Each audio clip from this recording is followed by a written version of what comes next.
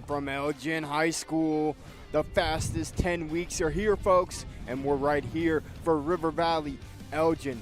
You'll be able to see the pregame show and all the action right here on the OH Report coming at you next.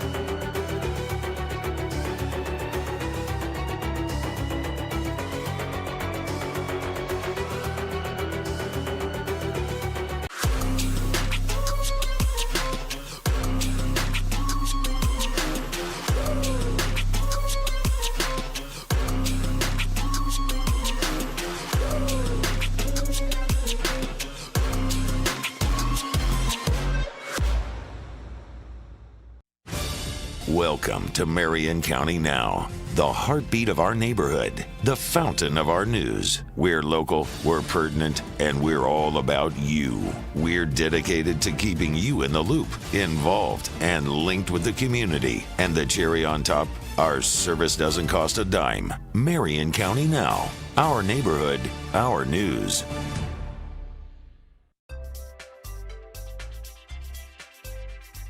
First Federal Community Bank is excited to offer the Ohio Home Buyers Plus program, and it's meant to offer an above-market interest rate to help the potential home buyer in their journey towards home ownership. We've got great rates, especially for first-time home buyers. Here at First Federal Community Bank, we are here to make the home buying experience smooth and stress-free. As a community bank, we're excited to offer this account to help fulfill the dream of owning a home. Member FDIC, Equal Housing Lender. Take a look at all the action from Friday Night Football right here in North Central Ohio with great analysis, highlights, coach interviews, and so much more every single Friday night right here on the OH Report.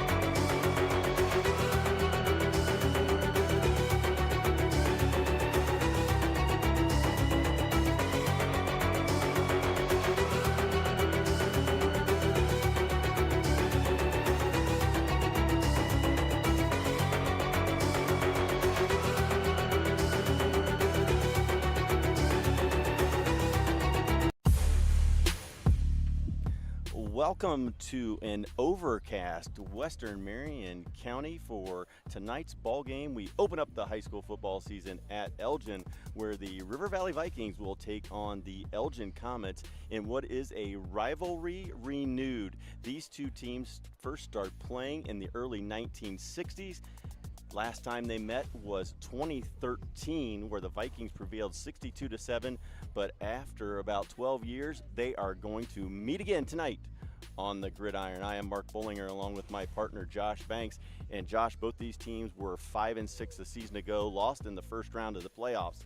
It's going to be a fresh start with some new faces for both squads. Yeah, we talked about it all week. You and I have talked. It's for River Valley, you're replacing Mr. Do-It-All, All-Ohio, and Chase Ebert at the quarterback spot. He was 95% of their offense last year. We didn't see him run the ball much. And then for Elgin, you're replacing an All-Ohio running back. So both these teams replacing majority of their offenses. Who's going to be able to come out here tonight in week one and really show that, hey, we found the guy that can do what we need them to do. And from both sides of things, I think both teams have the talent to be able to show us that tonight. And what we have seen the last few seasons from River Valley is a team that has featured a dynamic spread offense. They have had to outscore teams, though. They've struggled on the defensive side. They have been through the last two quarterbacks who've been All-Ohioans, and Caden Shadone and then Chase Ebert. And this year, little change in quarterback. A guy who has not played since middle school came out for his senior season. Most people know him from the basketball court. But you want to talk about that guy and what number 5 is going to bring tonight. I mean, Chase Smith is that dude on the basketball court. He led them as far as he could last year. He's going to be back on the basketball court this year, but it's going to be interesting to see him play on the football field. We know that he's got the mentality to be able to do what he needs to do out here at the quarterback position. It's the adjustment. You know, you haven't played since middle school, and now your first game back on the football field, you're starting as the varsity quarterback in your last year. And, you know, Chase will be blessed tonight with a lot of skill players around him that are absolutely outstanding and a great offensive line. The Vikings bring back 5 experienced starters. Some of them are 4-year starters. They're big, they're strong. They're looking to do a good job of protecting him and seeing if he can make some plays. And one of those guys that we're going to feature is a guy that is going to be one of the most dynamic players in the MOAC, if not the Central District, and that is number 3, Eli Snyder. He led the MOAC in catches last year with 71 of them. How about 850 yards, 7 touchdowns? He is going to be the best skill player on the field in almost every game they play this year. And we are simply talking about the offensive side of the ball right now with Eli. As a defensive back, he put up great numbers last year. I think he had 2 picks that he took to the house for pick sixes. I mean, as you said, all-around player.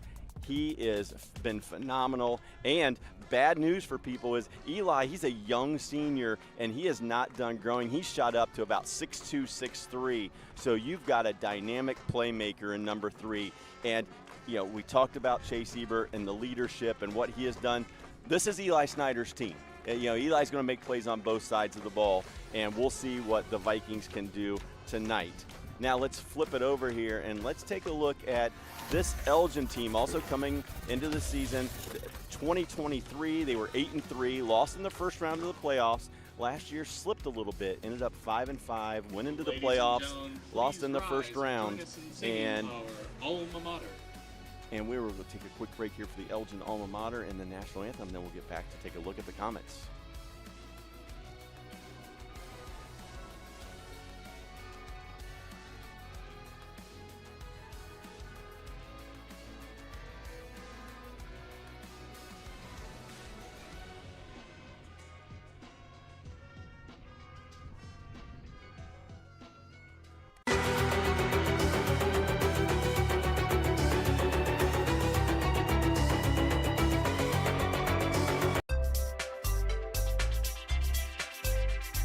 First Federal Community Bank is excited to offer the Ohio Home Buyers Plus program, and it's meant to offer an above market interest rate to help the potential home buyer in their journey towards home ownership.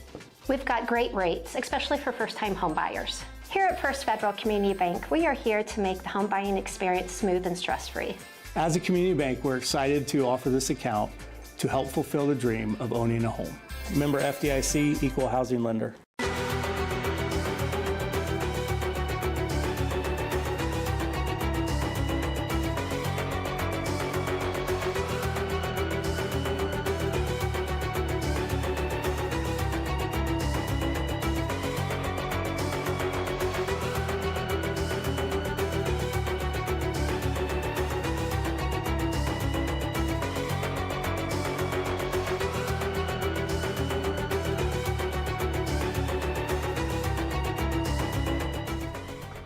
And what they really want to see is they want to see growth.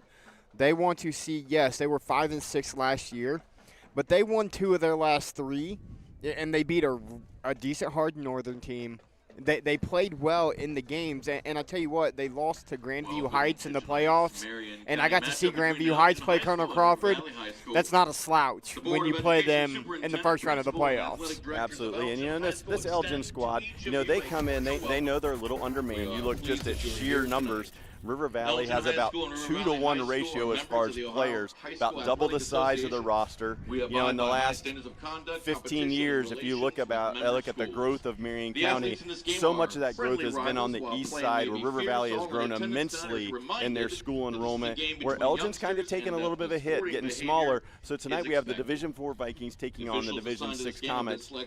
It's going to be a good challenge for the Comets, a great way to measure where they're at to start the season. Yeah, and what more could you ask for if you're Elgin and Coach Winslow? You come in, you're facing a bigger school. You can really kind of delegate what your season's going to be like based on your performance tonight.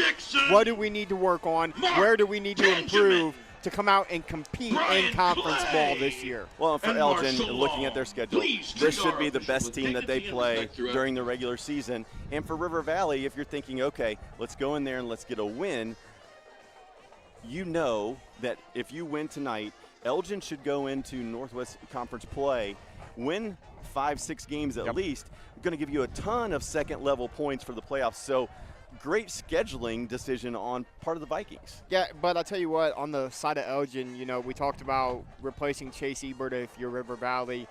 You're replacing a running back that was in All-Ohio, and if you're Elgin, but you've got a young man coming in to take his spot. He was number 2 last year, Jack Van Gundy. He had 550 yards on the ground, but defensively is kind of where he shined, had almost 80 tackles, had 15 tackles for loss.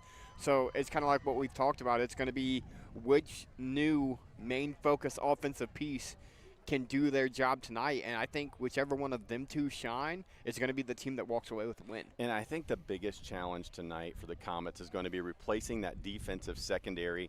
They lost a lot of starters. I think they lost 3 or 4 starters out of that group, and when you look at River Valley, it's a completely different style than Elgin's going to run. We're probably going to see the wing tee, control the football, possess it, shorten the game out of Elgin. And for River Valley, if it's anything like years past, it's going to be spread offense, and they're going to sling it. Well, Mark, I'm glad you brought that up. Let's go ahead and talk about keys to the game for both teams. Let's start with River Valley. We kind of talked about it a little bit beforehand. I really think that it's going to be, you know, we've seen last year Chase Ebert ran for his life in most games. Had the athletes around him, but the offensive line didn't do a great job of protecting him. They have to protect Chase Smith tonight, and they have to establish something on the ground to be victorious. And that ground game, as you said, not only just get first downs, but get first downs and keep the clock moving.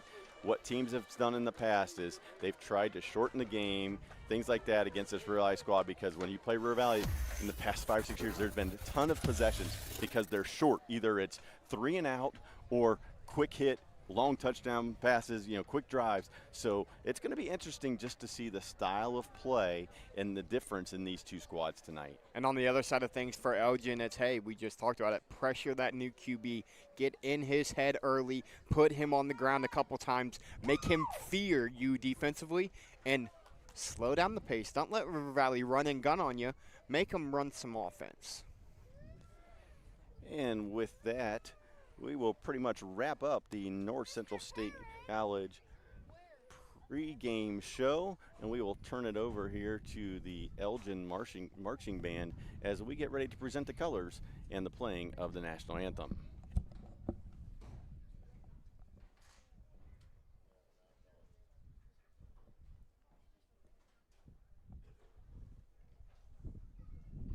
Ladies and gentlemen, please rise and remove your hats for the playing of the national anthem, directed by Lance Schwartz and senior David Colby.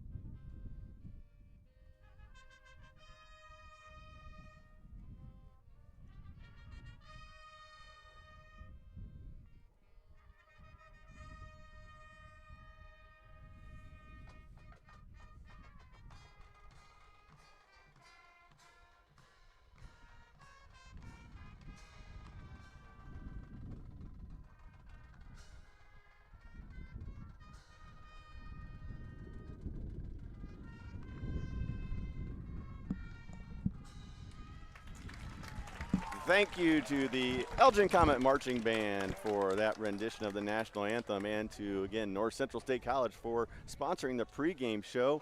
We are getting ready to kick it off. Week 1 of the high school football season is about to get underway. As we said, these two teams, former members of the Mid-Ohio Athletic Conference, going way back. They used to be members together of the North Central Conference, the old NCC.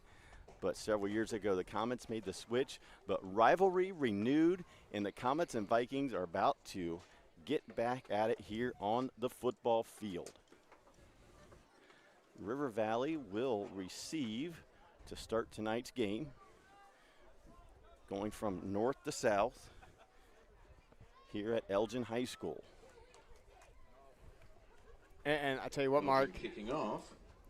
Now, I've said it numerous times, and I'll say it again. The fastest 10 weeks of football is officially upon us. Well, it's a very different feel for week 1 than what we have had the last few years.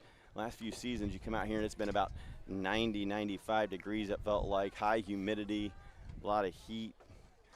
This year, not so much. Breezy out here and overcast. Slight mist here at Elgin as the Comets prepare to kick it off, and we are underway. And the freshman Bailey takes it on the return and immediately gets it out to about the 37-yard line. With the return. Taking up with number 23. And we've got an early flag on the play today, Mark. It's a flag on the play.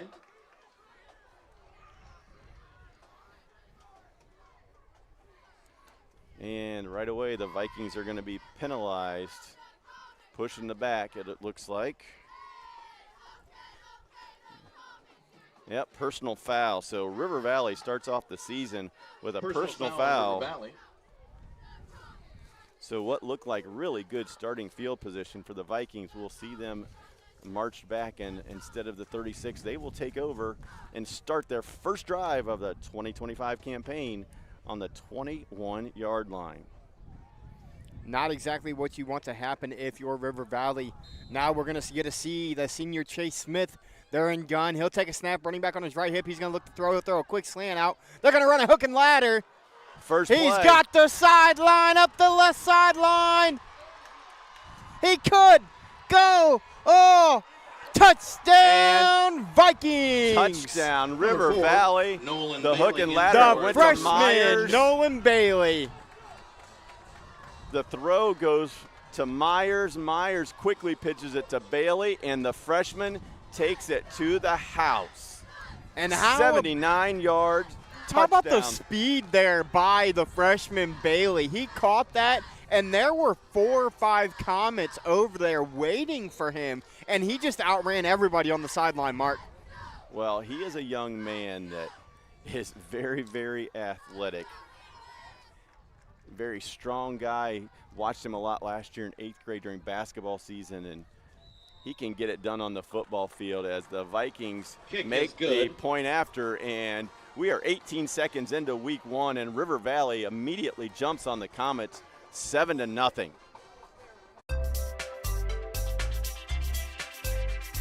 First Federal Community Bank is excited to offer the Ohio Home Buyers Plus program, and it's meant to offer an above-market interest rate to help the potential home buyer in their journey towards home ownership. We've got great rates, especially for first-time home buyers. Here at First Federal Community Bank, we are here to make the home buying experience smooth and stress-free. As a community bank, we're excited to offer this account to help fulfill the dream of owning a home. Member FDIC, Equal Housing Lender.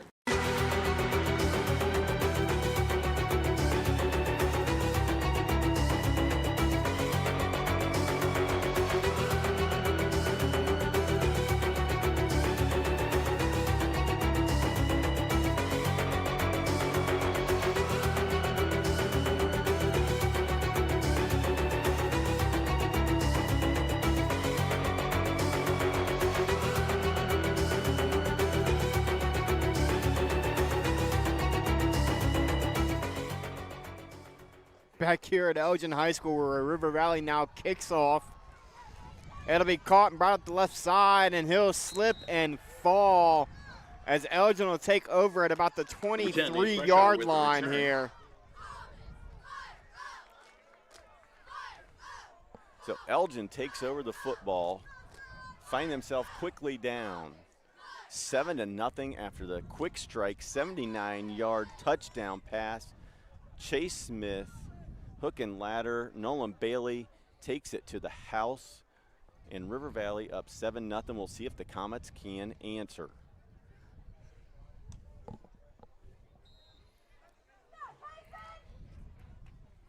As we will get you guys a scoreboard back up and running momentarily. As expected, Elgin comes out, wing T look. And looks like they lost the football. And it's going to be a loss on the play.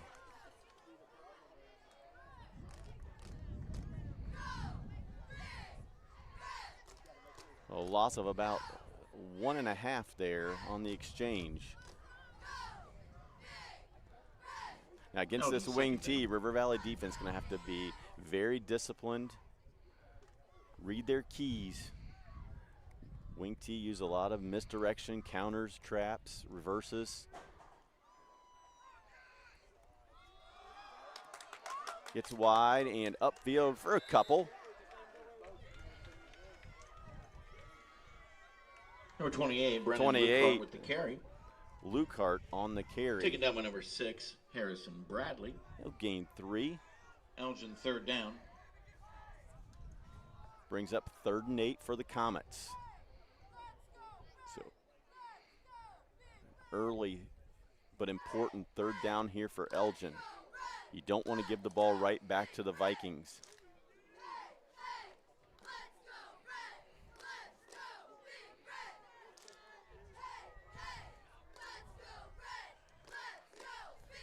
Motion, counter, and nice run there by the Comets. Looks like they're going to be just a little bit short.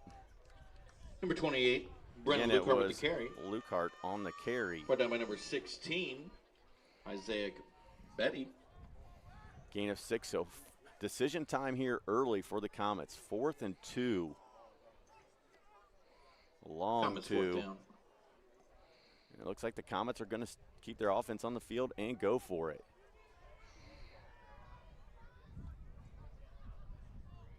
Quarterback sneak straight forward. Good push by the offensive line, and the ball comes out. Ball's out. It looks like River Valley thinks that they have it, and they do. It's a turnover on the first offensive possession for the Comets. Fumble on the play, recovered by River Valley. Well, the freshman Harmon did a good job of carrying it for the first down, but fumbles it at the end, and turnover by Elgin.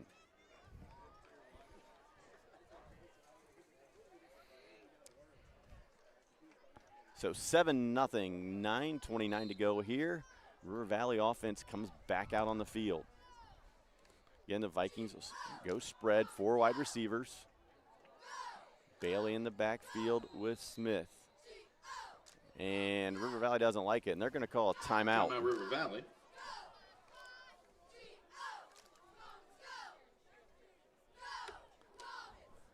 So if you're just tuning in a couple minutes late, you missed some early excitement. River Valley takes the opening kickoff, gets a 15-yard penalty for personal foul, and the first play from scrimmage, River Valley runs a hook and ladder to the wide side of the field. 79 yards later, Nolan Bailey finishes it off. River Valley takes an early 7-0 lead.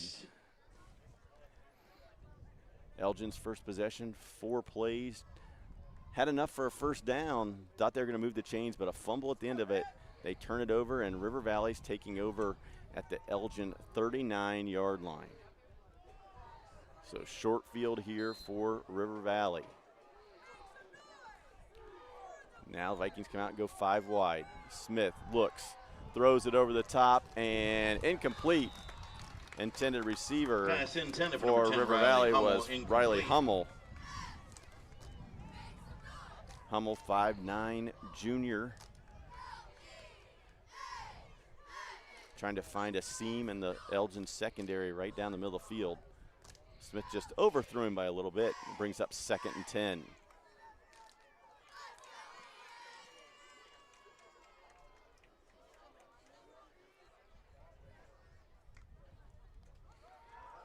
Handoff goes to number 8, Noah Wyrick. Wyrick fights his way, cuts down through, and gets a first down. And Nice. there they are, establishing a little bit of that Number running 8, game Noah early on, Wyrick. Mark, something we kind of said they're Carry. going to have to do this year if they're going to be competitive. Yeah, we know the Vikings like to throw the ball, but if they can establish some run, that will be crucial to their success. Last year, most of their rushing yards seemingly came off of the legs of Chase Ebert on a scramble drill. And another penalty and false start, so the second penalty on River Valley. As now we have a scoreboard back up for you guys. Situation fix, clock's up and running. River Valley picks up their second penalty. But again, we're curious to see, and we're all waiting to see what's going to happen now. Chase Smith going to take the snap. He's going to look to throw again. He's got a man deep. A beautiful throw and catch. Well, Touchdown, Carter Myers. It's the two new guys. The two guys that have not played since middle school came back out this season. You mostly know them from the basketball court, but Chase Smith to Carter Myers. Touchdown, River Valley. And the Vikings quickly put 2 touchdowns on the board. And now you're up 13-0, and I tell you what, Chase Smith threw a beautiful ball there. But when you're Carter Myers and you're 6'5", 6'6", 200 pounds, just put it in the man's vicinity, and he's going to be able to go get it. And that's the blessing that Chase Smith in his first high school game gets to experience. You look at that wide receiving core for River Valley. You have 6'2" athlete Eli Snyder out there that we talked about in the pregame. You have 6'5" Logan Krebs, 6'5", 6'6" Carter Myers. You're not even talking about Colton Lang, another 6'1" senior who had a lot of catches last year. That depth is just going to be trouble for secondaries across the MOAC if the offensive line can continue to give Smith time. And the field goal attempt will be up and good. And, folks, we're 3.5 minutes into action, and it's 14-0 Vikings on about a 35-yard pass and an 80-yard hook and ladder. You couldn't ask for anything more if you're Coach Waddle. Cooper Mullins there, the place kicker this year for the Vikings. Another soccer guy who is out here kicking it for the football team this year after the graduation of first-team All-MOAC kicker Hudson Pollock. And I mean, let's be real, how do you replace a young man like Hudson Pollock? I wonder if Cooper is going to be able to do the same things that Mr. Pollock can do. Well, I've seen Cooper play some soccer, and he's pretty darn good. So, nice pipeline there, Viking soccer program helping the football team out. And he's knocked 2 of them through in a row, and 8:37 to go here in the first quarter, and it's already River Valley 14-0. On big plays. You know, we talked about we didn't know what to expect out of their offense with what they lost. They're coming out right where they left off last year, Mark. They're big play after big play. Yeah, 2 possessions for River Valley, almost 120 yards of offense already. It'll be kicked deep again. Nate Freshour with the return. He's got room up the right side, breaks a tackle, and he'll be taken down at about the 25, 26-yard line, where Elgin, again, is going to look to kind of get something going offensively to see. The big thing for Elgin right here is they just need to get a couple first downs, get their legs underneath them, and settle in and play football. They're going to take over on the 25-yard line. It'll be 1st and 10. But just 2 haymakers right away from River Valley. Well, here's the thing, Mark. You and I have been around the game, or you've been around it longer than I have. But the game of football, when you come out and you go trick play, first play for a 79-yard touchdown, that's going to demoralize almost any team you play. Yeah, it kind of leaves you staggered. And then, look like Elgin had the first down, and they fumble it. 45, Jack Van River Gundy Valley with the carry. capitalizes. Van Gundy's going to get a carry. He'll get about 4, maybe 5 on the carry. But, hey, here's 16, the thing. I apologize. The big issue, if you're Elgin right now, is the type of offense that you run, you cannot afford to get down 14-0 this quickly. Well, and this is where you stay true to yourself, though. I mean, you don't want to panic. There's still, 3.5 quarters to go here. again, settle in, try to get some first downs here. Keep that River Valley offense off the field. Give your defense a chance to just, again, take a deep breath and settle in and see if you can make this a game from this point on. They're going to go single wing here. Van Gundy in the backfield. He'll hand it off on the edge. He's going to turn the corner. Great blocking on the outside. He's going to look to hurdle him. Fresh hour. So, Nate, yeah. Fresh hour, yeah. Nate Fresh hour with the carry, and he's going to get an Elgin first down on the end around. That's the misdirection stuff this wing T offense will throw at you. And as we said, River Valley's given up a lot of points the last 5, 6, 7 years. A lot of their issues have been where they've been forced to try to outscore teams. We've seen a lot of shootouts. So for Elgin, staying patient, just trying to work the football and work the clock here. So nice gain there by Fresh Hour. So Comets get a first down. They're going to go inside handoff.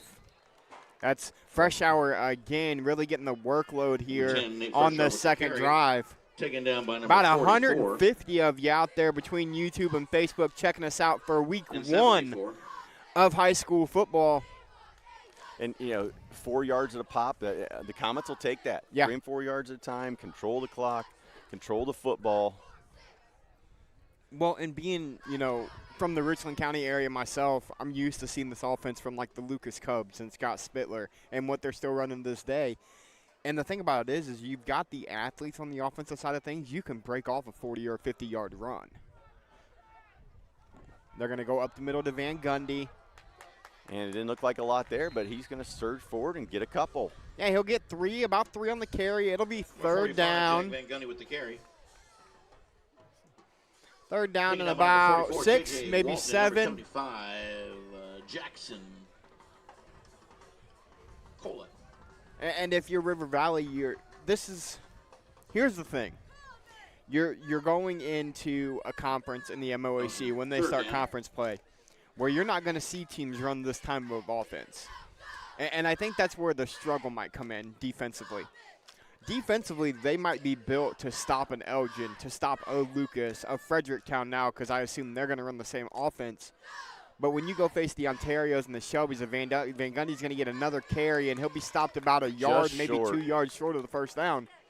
But you run into the Shelbys with Braden DeVito, the Ontarios with the athletes that they have on the outside and the new quarterback, the Marion Hardings, the Pleasants, these teams that want to sling it.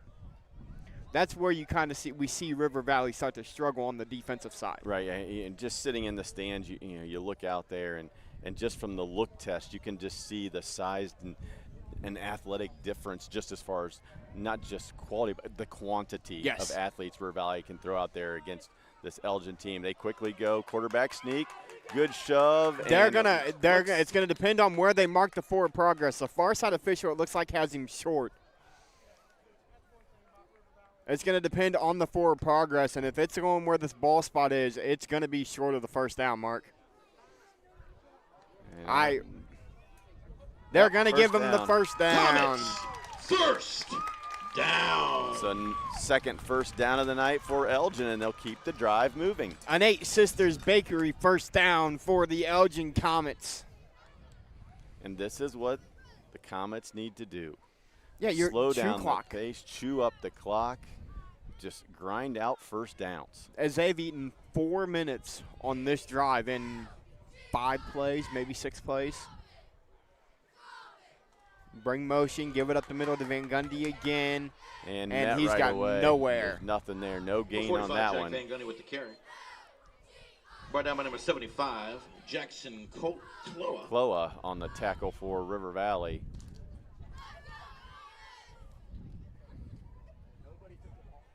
And they're going to call a chop block on the Comets. And when you run an offense like this, you don't want to get behind the sticks. No, you cannot afford to get behind the sticks when you run this kind of offense because, again, you don't have the high-powered, we're going to go into shotgun and get 6 yards on a pass play. And especially when it's a 15-yarder. Now you're looking at first and 25. So, crucial penalty there against Elgin. 14-0, 4:07 remaining here in quarter number 1 on our First Federal Community Bank scoreboard. So the freshman quarterback, Josh Harmon, goes under center. 1st and 25 for the Comets. Quick handoff, breaks a tackle, and Freshour cuts it upfield. Nice little gain. Ball They're comes gonna out call him late, but they're down. going to say he was down. Yep, they will call him down, which I think is the correct call. And that's the 3rd time, though, that the Comets have put the ball on the ground. Number 10, Nate Freshour with the carry, taken down by number 44, J.J. Walton. Comets 2nd down. As you'll see, the knee down before the ball comes out. He was down.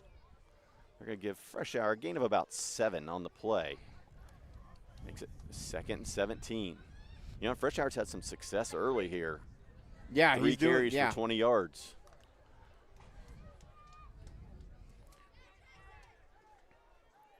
Comets yet to attempt to pass. Everything's been on the ground so far for Elgin. And they got him on the quick count. Offside. River Valley jumps. Now there's a free 5. They'll get back. On River Valley. And that's one way to help your cause if you're Elgin. 2nd and long. So they'll move it up. It'll be about 2nd and 12.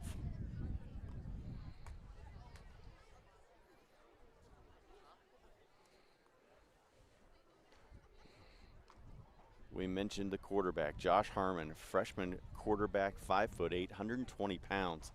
First career start as a high school freshman. Big gap there. Nice run by the Comets, and they just continue to push. Drive. He'll get it to 3rd and about 6. Best play of the night so far for Elgin. Number 33, Robinson. Arthur Johnston. I'm sorry, Johnston on with the the carry. So Taking down Johnston number comes 2, in and gives them a Ellis quick McFarland, spark. And number 8, Noah Warwick. Comets 3rd down. This will now be 3rd down. About 5. So he ripped off about 7 yards there. But here's the thing. In this offense, you see 3-4 yards of play.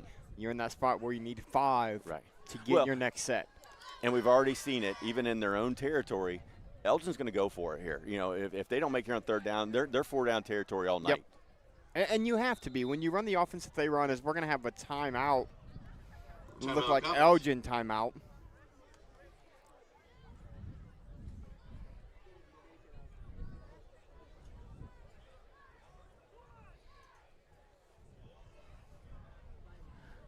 So with 1:54 to go here at Elgin High School, it's River Valley 14, Ohio Health is Elgin official 0. sports medicine We'll be back provider of after this Elgin quick Comets. timeout. We keep your First Federal Community Bank is excited to offer the Ohio Home Buyers Plus program, and it's meant to offer an above-market interest rate to help the potential home buyer in their journey towards home ownership. We've got great rates, especially for first-time home buyers. Here at First Federal Community Bank, we are here to make the home buying experience smooth and stress-free. As a community bank, we're excited to offer this account to help fulfill the dream of owning a home. Member FDIC, Equal Housing Lender.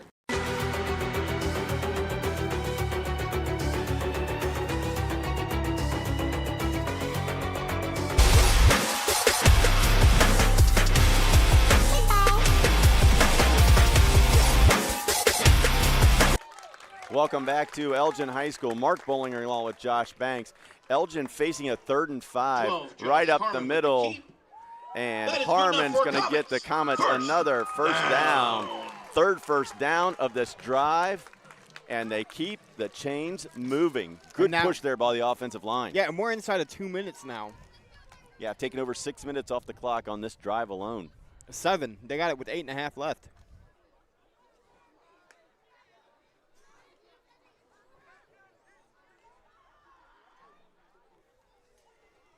They're going to go inside handoff. And again, now you're starting to see some gaps open up for the Comets. 28, Brandon Lucart with the carry. Lucart with that carry. Taking down number 2, Ellis McFarland, and number 17. Gain of about 8. Colton Lang. Comets 2nd down. And if you're Elgin, you're content with, hey, I'm not worried about scoring before this quarter ends. No. I just don't want the ball to end up back in the hands of the Vikings. It doesn't matter how long the drive takes as long as you end up with points. Yep. And you're starting to see the Elgin offense settle in here.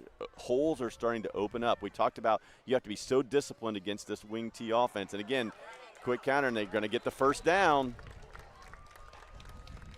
With 39 and a half to go.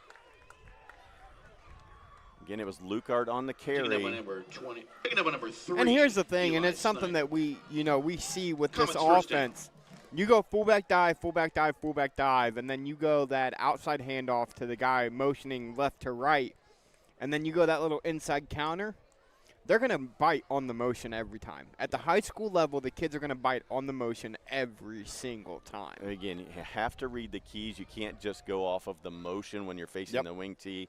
Like I said, the counters, the traps, the reverses. Now they're going to go 2 backs in the backfield. Little T formation. They'll give it to Van Gundy up the middle, and he's just They're getting big, some push. strong kid.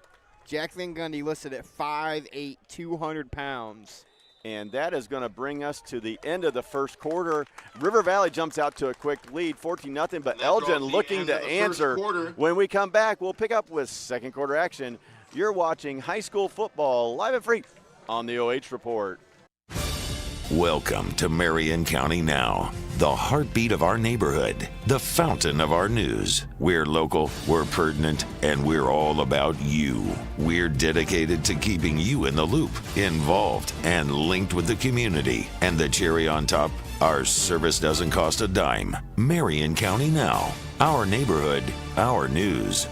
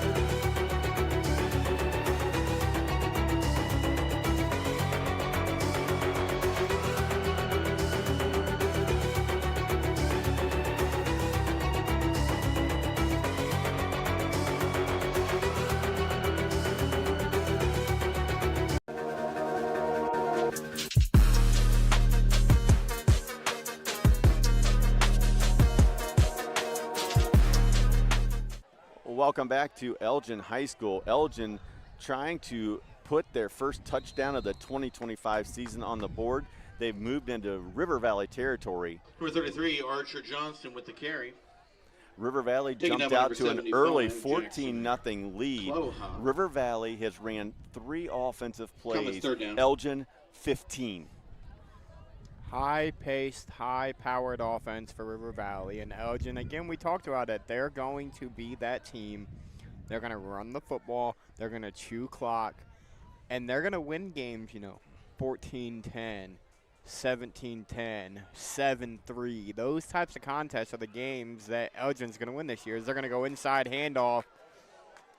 And looks like it's going to be enough for another Elgin first down. So the drive continues for the Comets. Brennan Lucart with the carry. 8 Sisters Bakery first down again for the 16. Comets.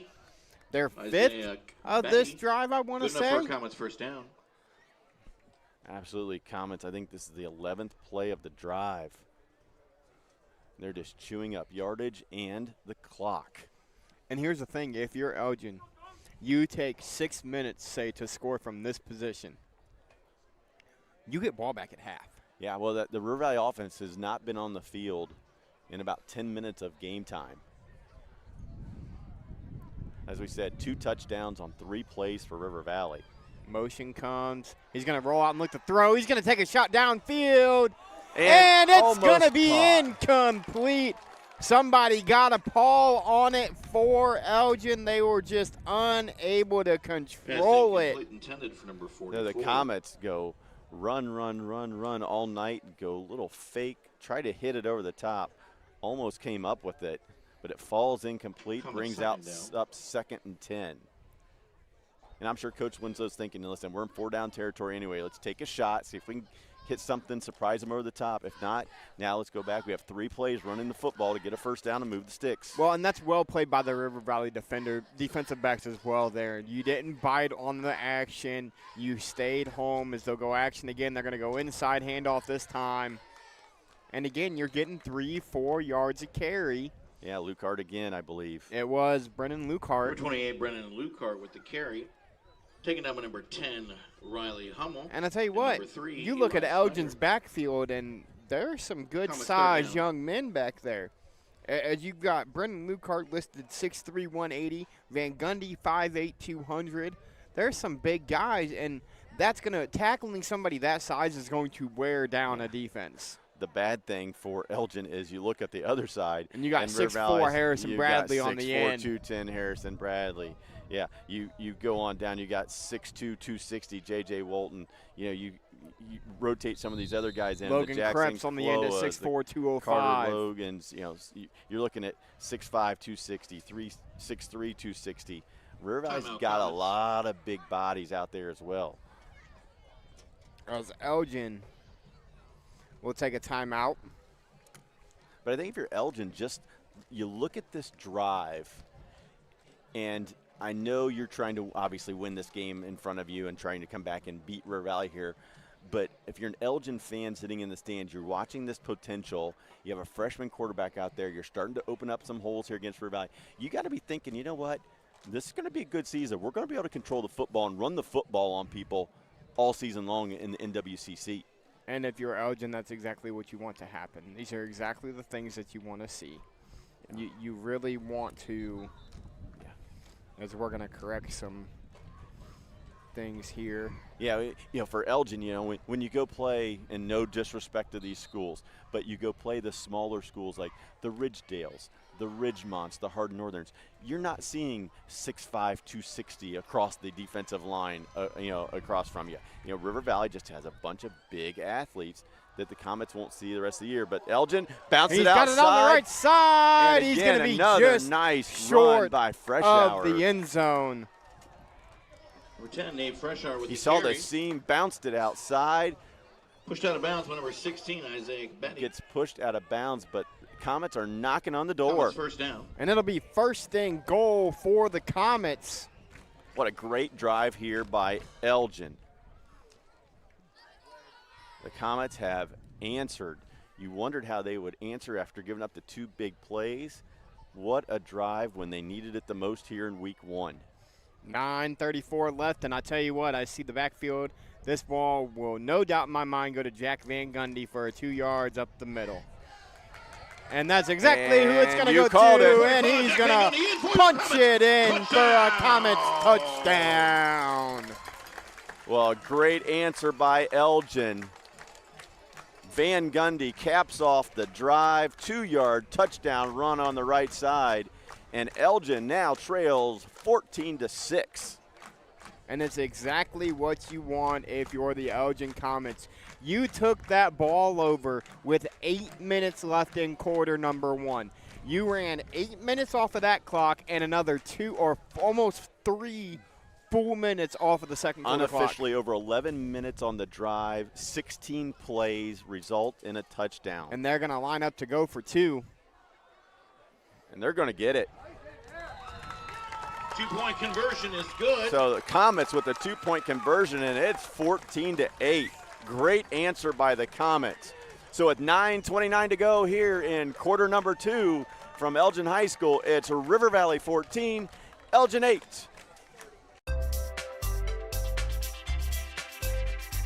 First Federal Community Bank is excited to offer the Ohio Home Buyers Plus program, and it's meant to offer an above-market interest rate to help the potential home buyer in their journey towards home ownership.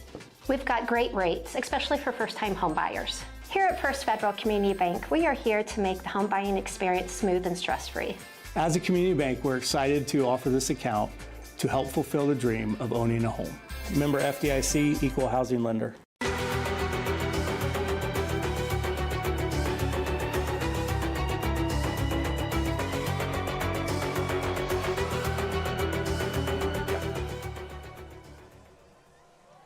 Welcome back to Elgin High School. They kick it off to the Vikings. Colton Lang on the return. He's got a crease. And Lang. He spins off a tackler. Crosses midfield, still on his feet.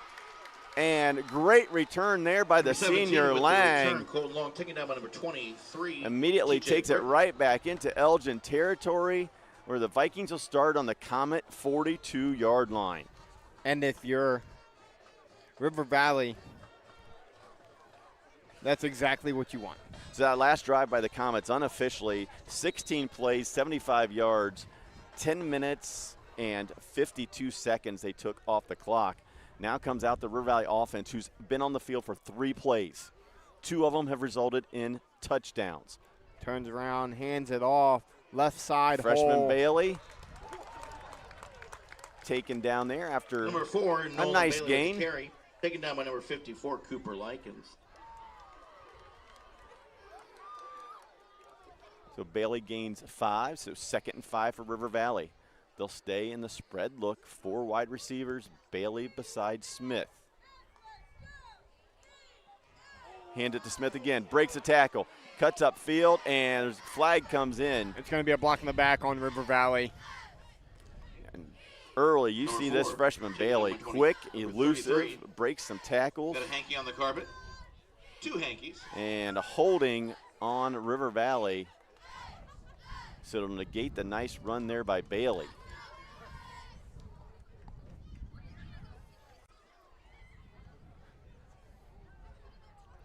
Right around 200 of you out there watching on YouTube and Facebook. We welcome you into, again, the fastest 10 weeks of the year. And it's starting off, if you're River Valley, you started off exactly how you wanted to. You scored twice quick. But that answer by Elgin was absolutely massive for them. Now, if you can hold River Valley here and get the ball back, again, you get the ball to start the second half. And that's going to be such a critical factor here is, can Elgin get a stop? That's what it's going to come down to. Can they get a stop here and give their offense a chance to come back out and grind some clock and some yardage? And that's going to be a 15-yarder or 10. Is that 5-yarder? They called must call a hold. Yeah, called a hold. So it's going to bring up 2nd and long for River Valley. 2nd and about 16. Now the Vikings go 5 wide receivers. Elgin plays zone. Smith looks. And there's going to be another hold. One. And it's completed by Chase Smith to Nolan Bailey.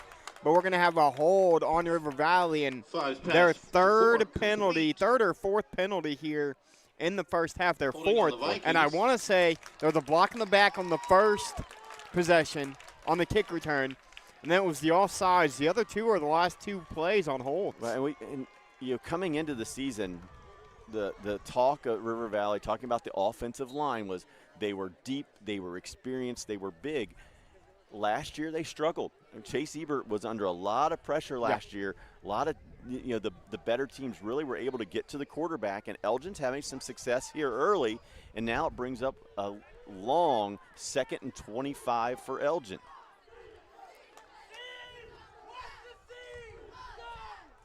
Quick throw to Lang, just trying to get him out in space. He's got some space up the right side. There's no flag on the play this time.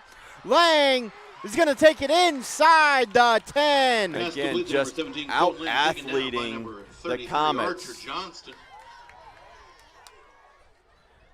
Lang catches the ball out in space, gets good blocking, and takes it to the 7-yard line. A 50-yard gain for River Valley. Again, big play, Viking offense. They're going to come out and go quick. Chase Smith takes a snap. He'll flip it. There's Mr. Snyder.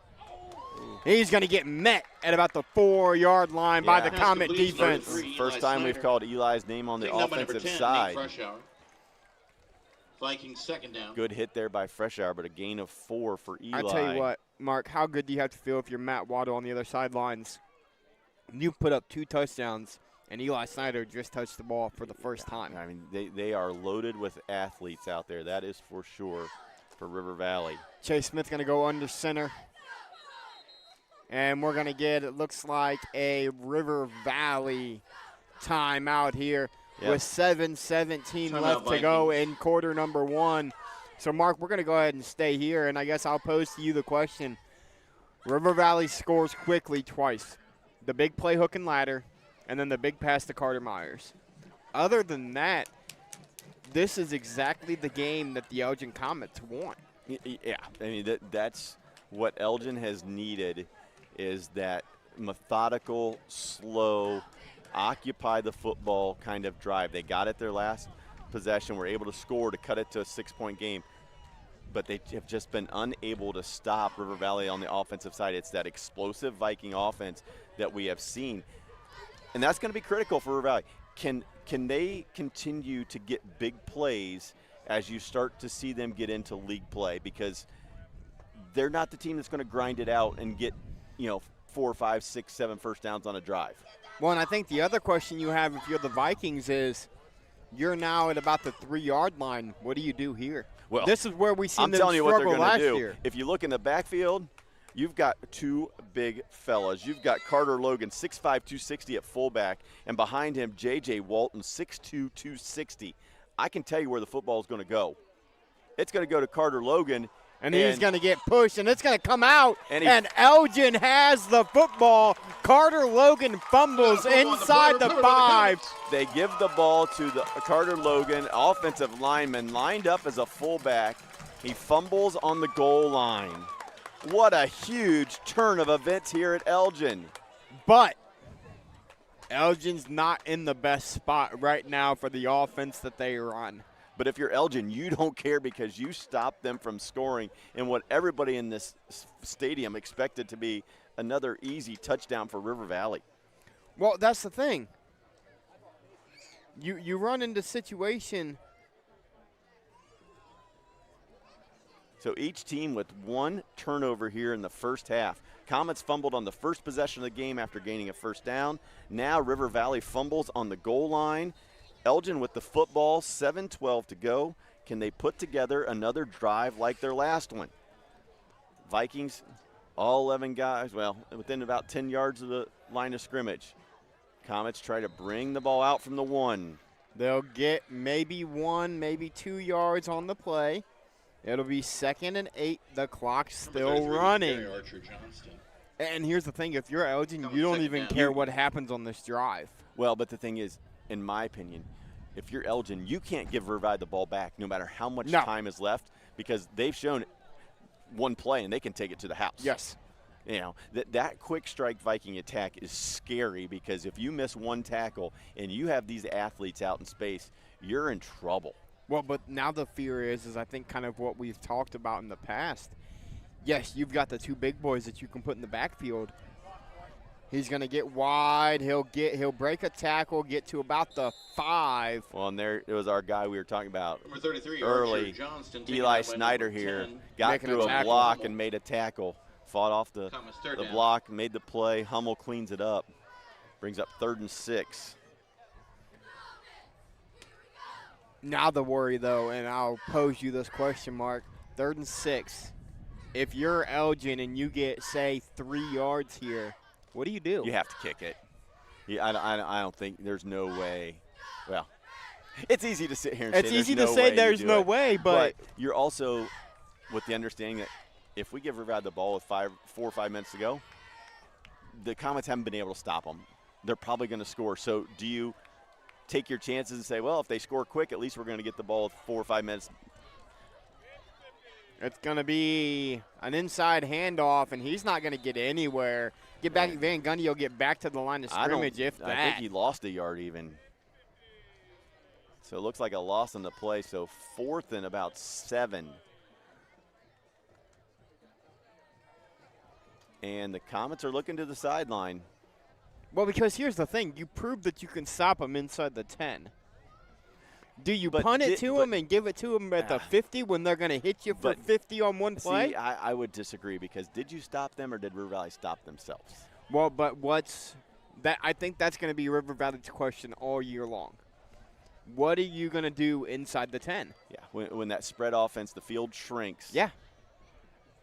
Now, I think River Valley has an enormous opportunity to be really, really good in the red zone. just because of the athletes that they have. Agreed. I mean, you can put some of these guys into space like you did, out there with Colton Lang or Eli Snyder or Bailey, or you know what I would do. Throw a fade up to Carter Myers in the corner of the end zone. Former basketball coach. I'm letting my quote point guard throw the ball up. Hey, we're going to run the alley-oop.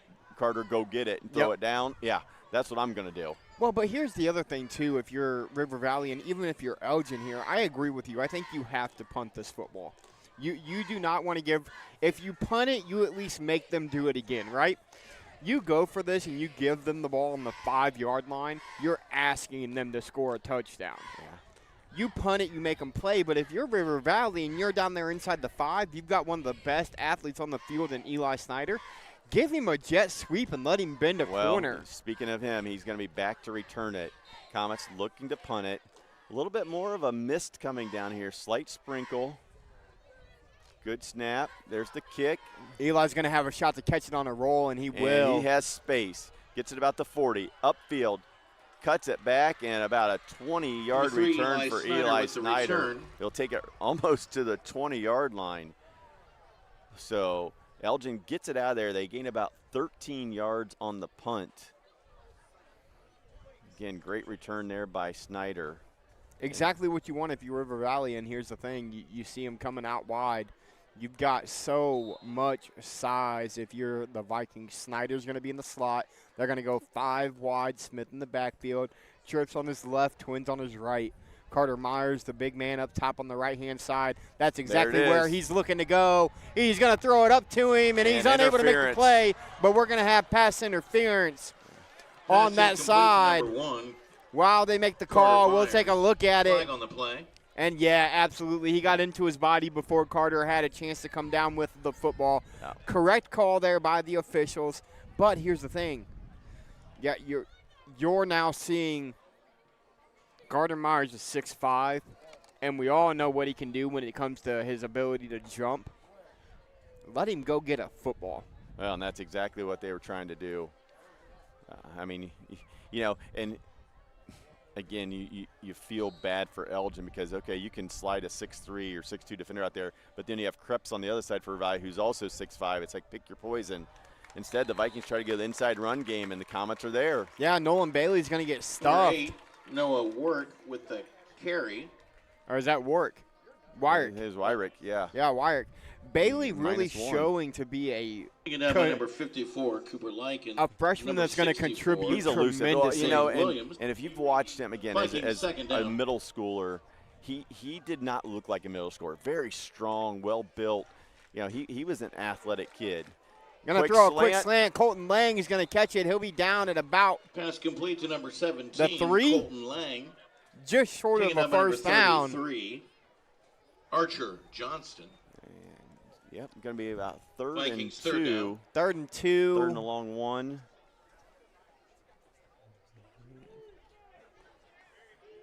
And they can get a first down without scoring a touchdown. Walton behind Smith. And they're going to go and to – the big fella. It's going to punch his way into the end zone. Touchdown, Vikings. So River Valley expands their lead to 20-8, thanks to the touchdown run from senior J.J. Walton. For the River Valley touchdown. And how about that? You've got a guy that plays defensive line and offensive line for you that you can stick back there, hand the football up to, and say, hey, go get me a yard or two. And he's going to do it. It's not a bad thing to have a 6'2", 260-pound fullback take the football in from the 2. And the kick is up. Bang, good. So with that, River Valley extends their lead to a 21-8. You're watching high school football from Elgin High School. First Federal Community Bank is excited to offer the Ohio Home Buyers Plus program, and it's meant to offer an above-market interest rate to help the potential home buyer in their journey towards home ownership. We've got great rates, especially for first-time home buyers. Here at First Federal Community Bank, we are here to make the home buying experience smooth and stress-free. As a community bank, we're excited to offer this account to help fulfill the dream of owning a home. Member FDIC, Equal Housing Lender.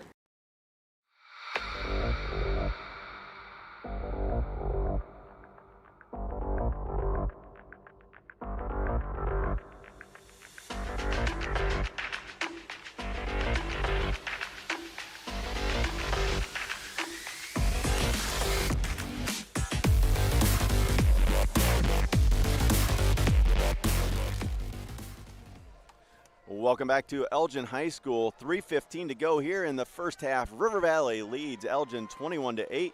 Vikings just scored, and Elgin will take the ensuing kickoff out to about the 32-yard line. Nate Freshour with the return, tripped up by Nate number Freshour 23. on the return Nathan for the Foley. Comets. So as we said during the pregame, both these squads coming in with hopes of contending for conference championships.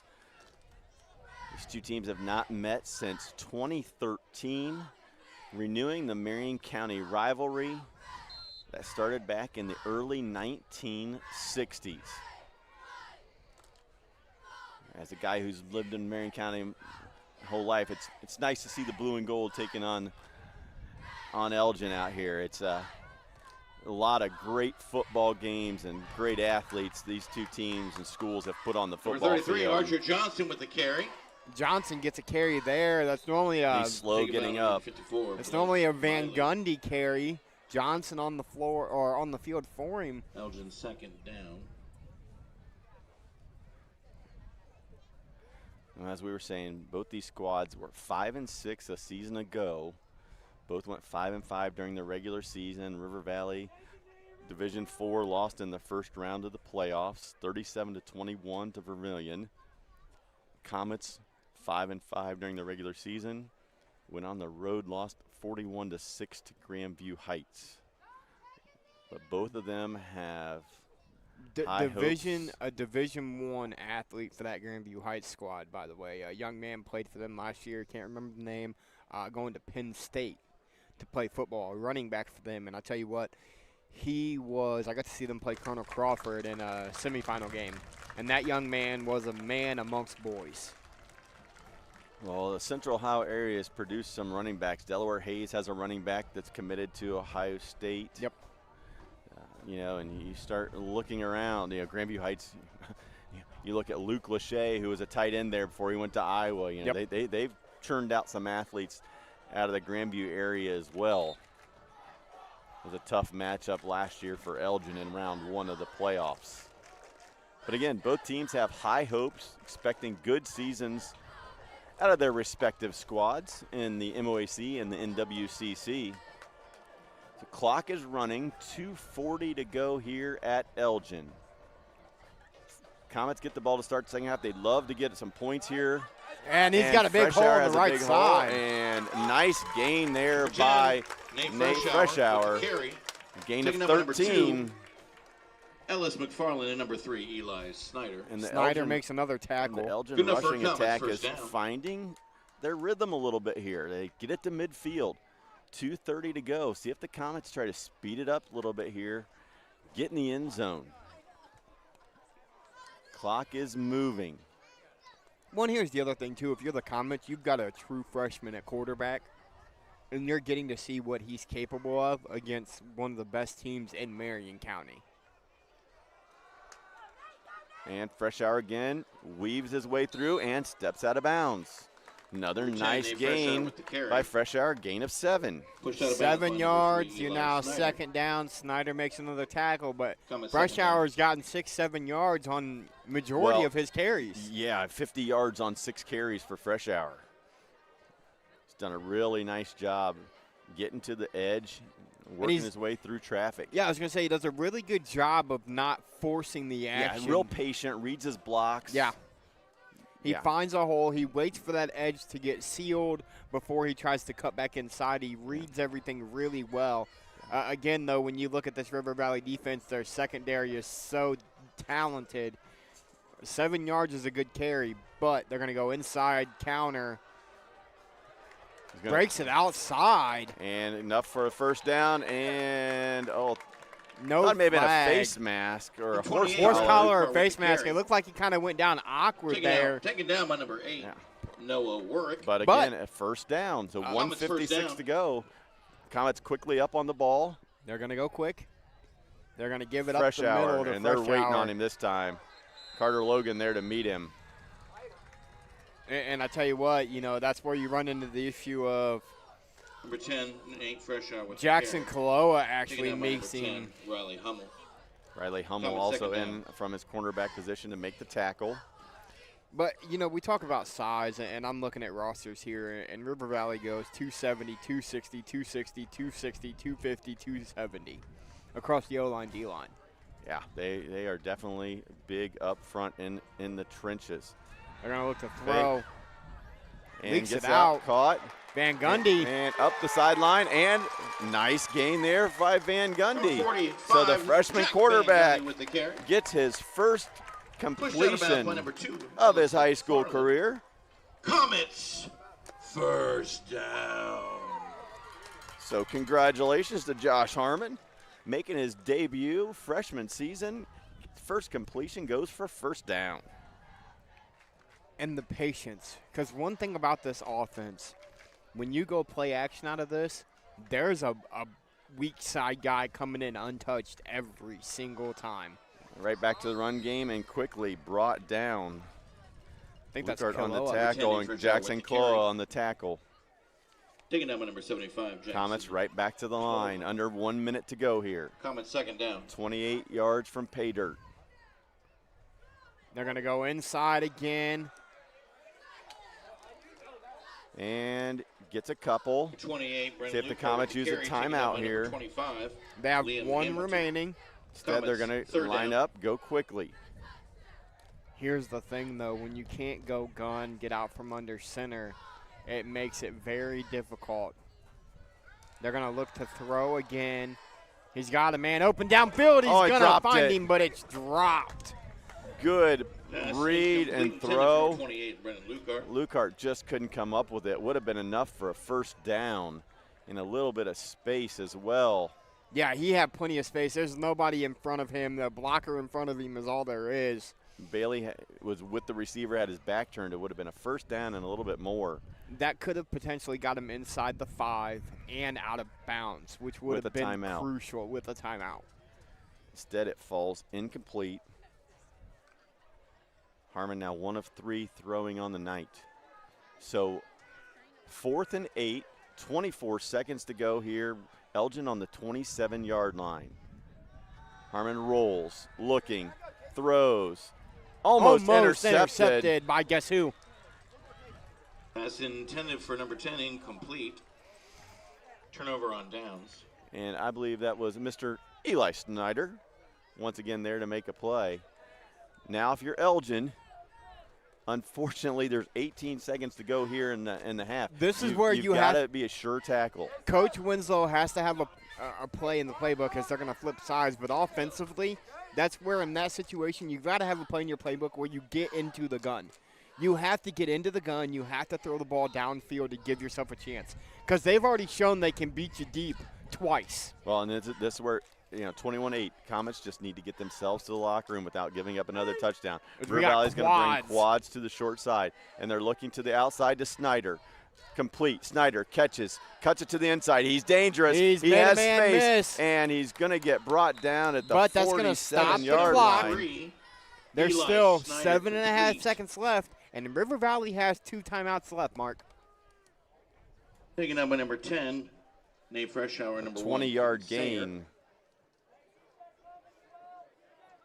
Vikings timeout. Chase Smith in his debut, 5 of 6 so far. Spreading it out. Bailey with a couple catches. Myers with a catch and a touchdown. Lang 2 catches. Snyder gets a catch for 20. Using all those weapons. The only one we have not seen get a catch out there from the wide receiving corps so far for River Valley has been Logan. I'm sorry, not Krebs. Logan. Krebs. Logan Krebs.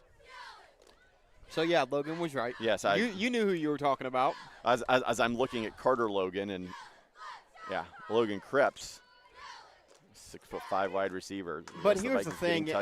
While we wait for RV to line up offensively, if you think about the MOAC and the teams they're going to play, how many people in the MOAC can go 6'5", 6'5", on the outside? Well, and put the athletes out there on the edges. It's not going to happen. Smith going to step back, look to take a shot. How about the ball? And there's the man you were just talking about. He fumbles, It'll be picked and up. they're going to call it incomplete. Pass incomplete, intended for number They're going to 7. call the ball incomplete. Logan Nice Krebs. ball by Smith. Krebs couldn't hold on to it. Folks, is the end of the first half. And that's going to be the end of the first half. Well, now they're going to have a conversation, and I think they're going to put time back on the clock because it was incomplete. Initially, they thought ruled a completion. The clock kept running, and now they're going to put one more, I think a second on the clock. And yeah. If you're Elgin, you were ready to just go to the locker room. Yeah, if you're Elgin now, here's the thing. If you're Coach Winslow and Prevent Elgin, defense. you're dropping 4 guys deep. Nobody gets over top of you, and you got to keep the ball in front of you. But the scary thing is throwing something over the middle into space. We saw what Lang did earlier on a quick little throw to space, wide receiver screen.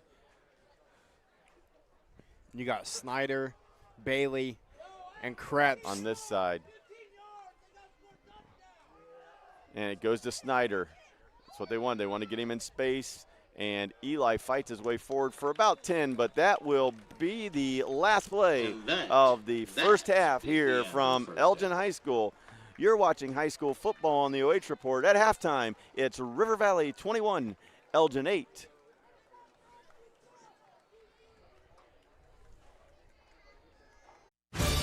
Welcome to Marion County Now, the heartbeat of our neighborhood, the fountain of our news. We're local, we're pertinent, and we're all about you. We're dedicated to keeping you in the loop, involved, and linked with the community. And the cherry on top, our service doesn't cost a dime. Marion County Now, our neighborhood, our news.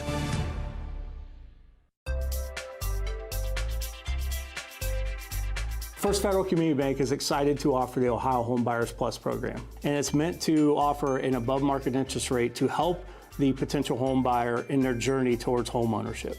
We've got great rates, especially for first-time home buyers. Here at First Federal Community Bank, we are here to make the home buying experience smooth and stress-free. As a community bank, we're excited to offer this account to help fulfill the dream of owning a home. Member FDIC, Equal Housing Lender.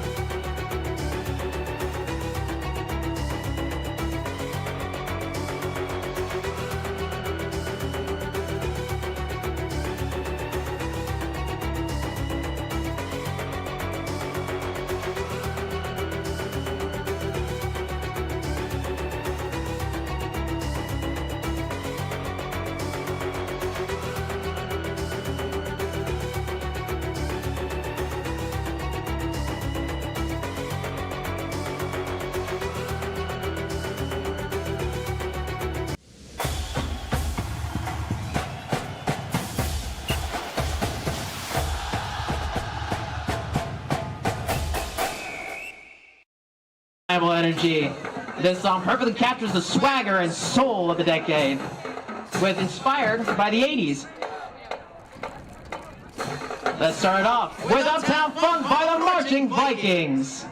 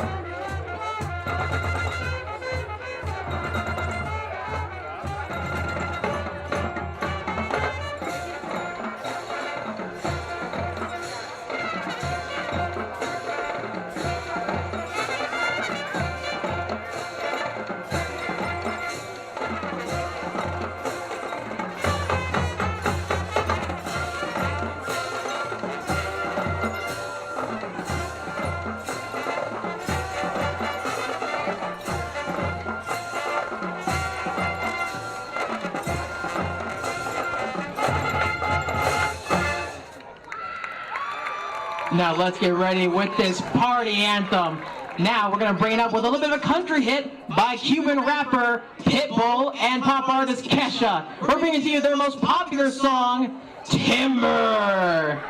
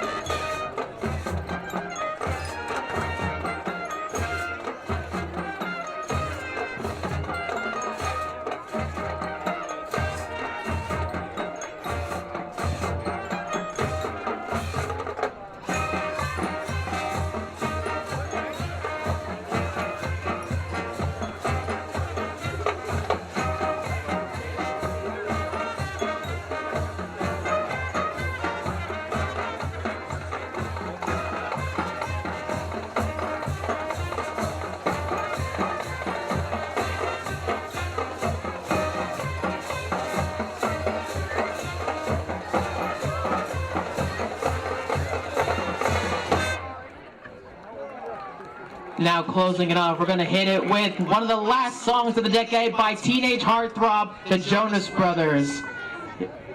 And here we're going to finish off our little 20-10 show with Sucker.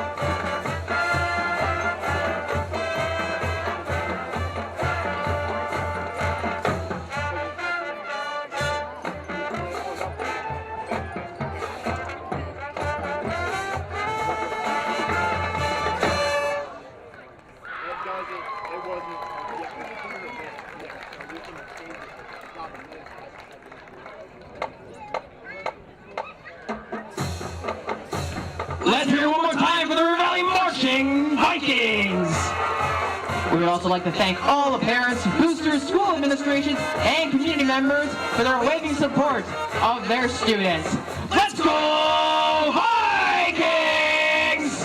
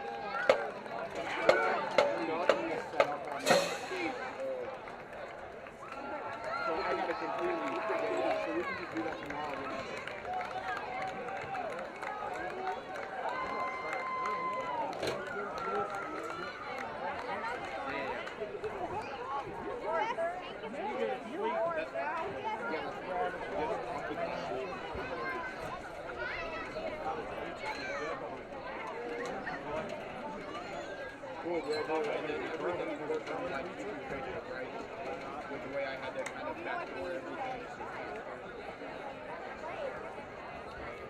appreciate you. Yep.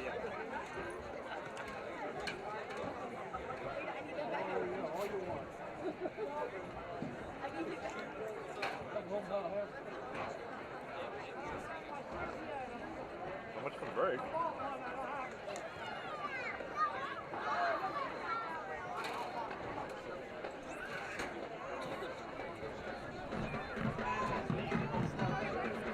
Good evening, ladies and gentlemen. We are once again pleased to present to you the Elgin Marching Comets. Tonight, the band presents their show titled Courage Amidst the Flames. In our first selection, we meet our protagonist, a young Viking who doesn't fit in with the warrior society. He dreams of peace and understanding between humans and dragons. Here is How to Train Your Dragon.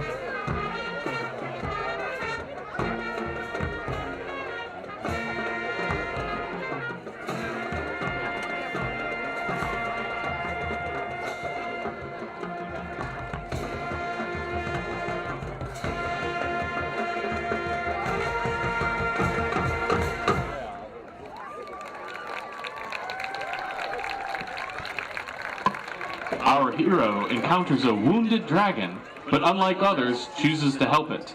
This decision further isolates them from his community as the band plays Creep.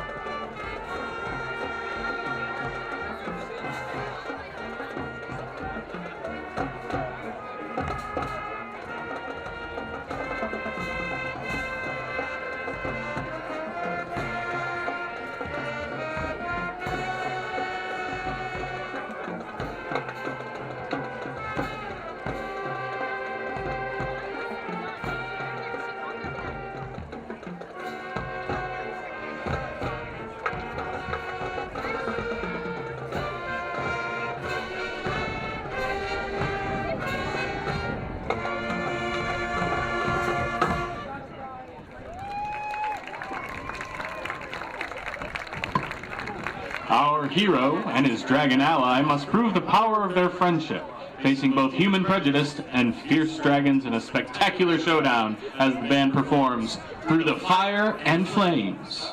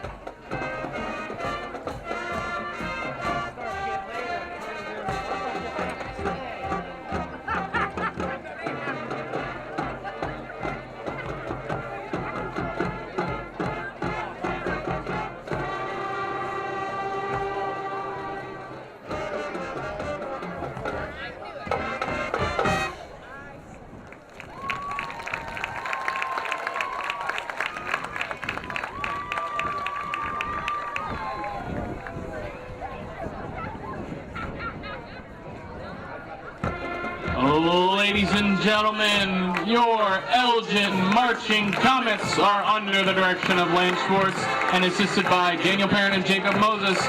And our color guard is back, directed by Miss Casey Boyer. Thank you for your applause. Looking for the best high school sports coverage in Ohio? You found it right here on the OH Report.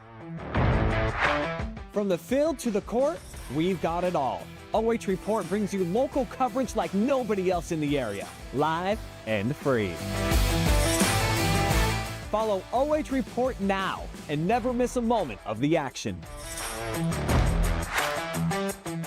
Don't just watch, be a part of the game with OH Report, the future of local sports. Take a look at all the action from Friday Night Football right here in North Central Ohio with great analysis, highlights, coach interviews, and so much more every single Friday night right here on the OH Report.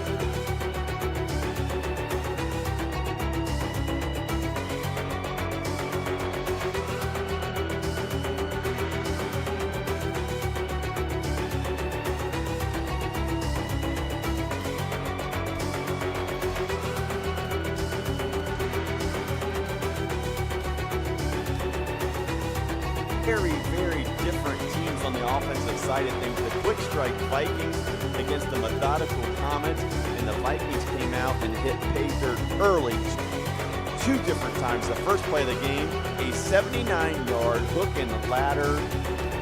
Nolan Bailey on the receiving end of it takes it to the house. Vikings led early. River Valley comes back after a fumble by the Comets. 44-yard touchdown strike from Smith to Myers. Elgin responds, gets it to 14-8 with a touchdown of their own. And then River Valley finishes out the scoring in the first half with a 2-yard touchdown run by J.J. Walton. Let's take a look at the halftime stats. And Josh, you want to hit us with those for us?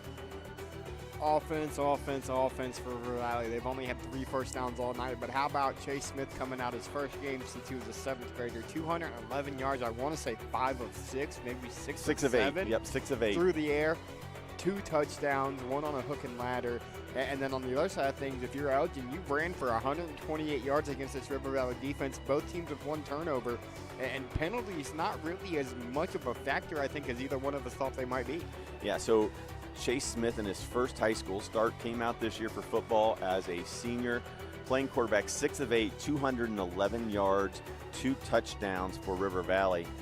As you said, River Valley just 3 first downs. Time of possession almost 4-1 for Elgin, but the Comets find themselves on the short end of the stick, down 21-8 here at the half. Elgin, as you mentioned, 128 yards on the ground on 28 carries. Freshman Josh Harmon making his first start. Okay, freshman, first couple days of school just in the books, and he's out here on Friday night. The young signal caller, 1 of 4 for 12 yards for the Comets. Elgin will get the ball here in half number 2, and we are underway. Good return here by Freshour. Takes it down the Viking sideline, and he's going to bring it out to almost the 40-yard line. So good starting field position here for Elgin. Freshour with the return. Well, and here's the thing. If you're Elgin, that's a huge return for you. You're almost in 2+ territory. You showed your offense could move the ball in the first half. You slowly started to get your footing, started getting some 8, 9, 10-yard runs, started getting things to work right.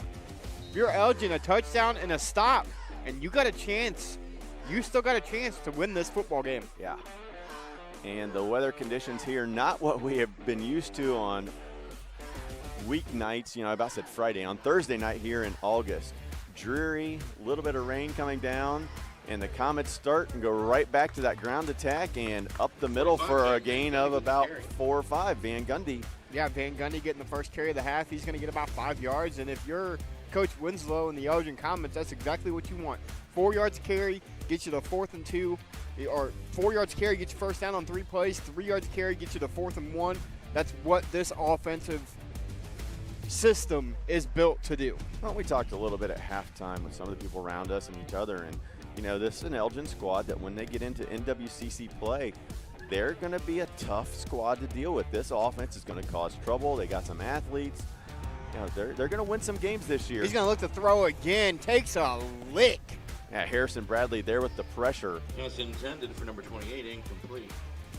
Falls incomplete. And a bring up 3rd and 5 for the Comets.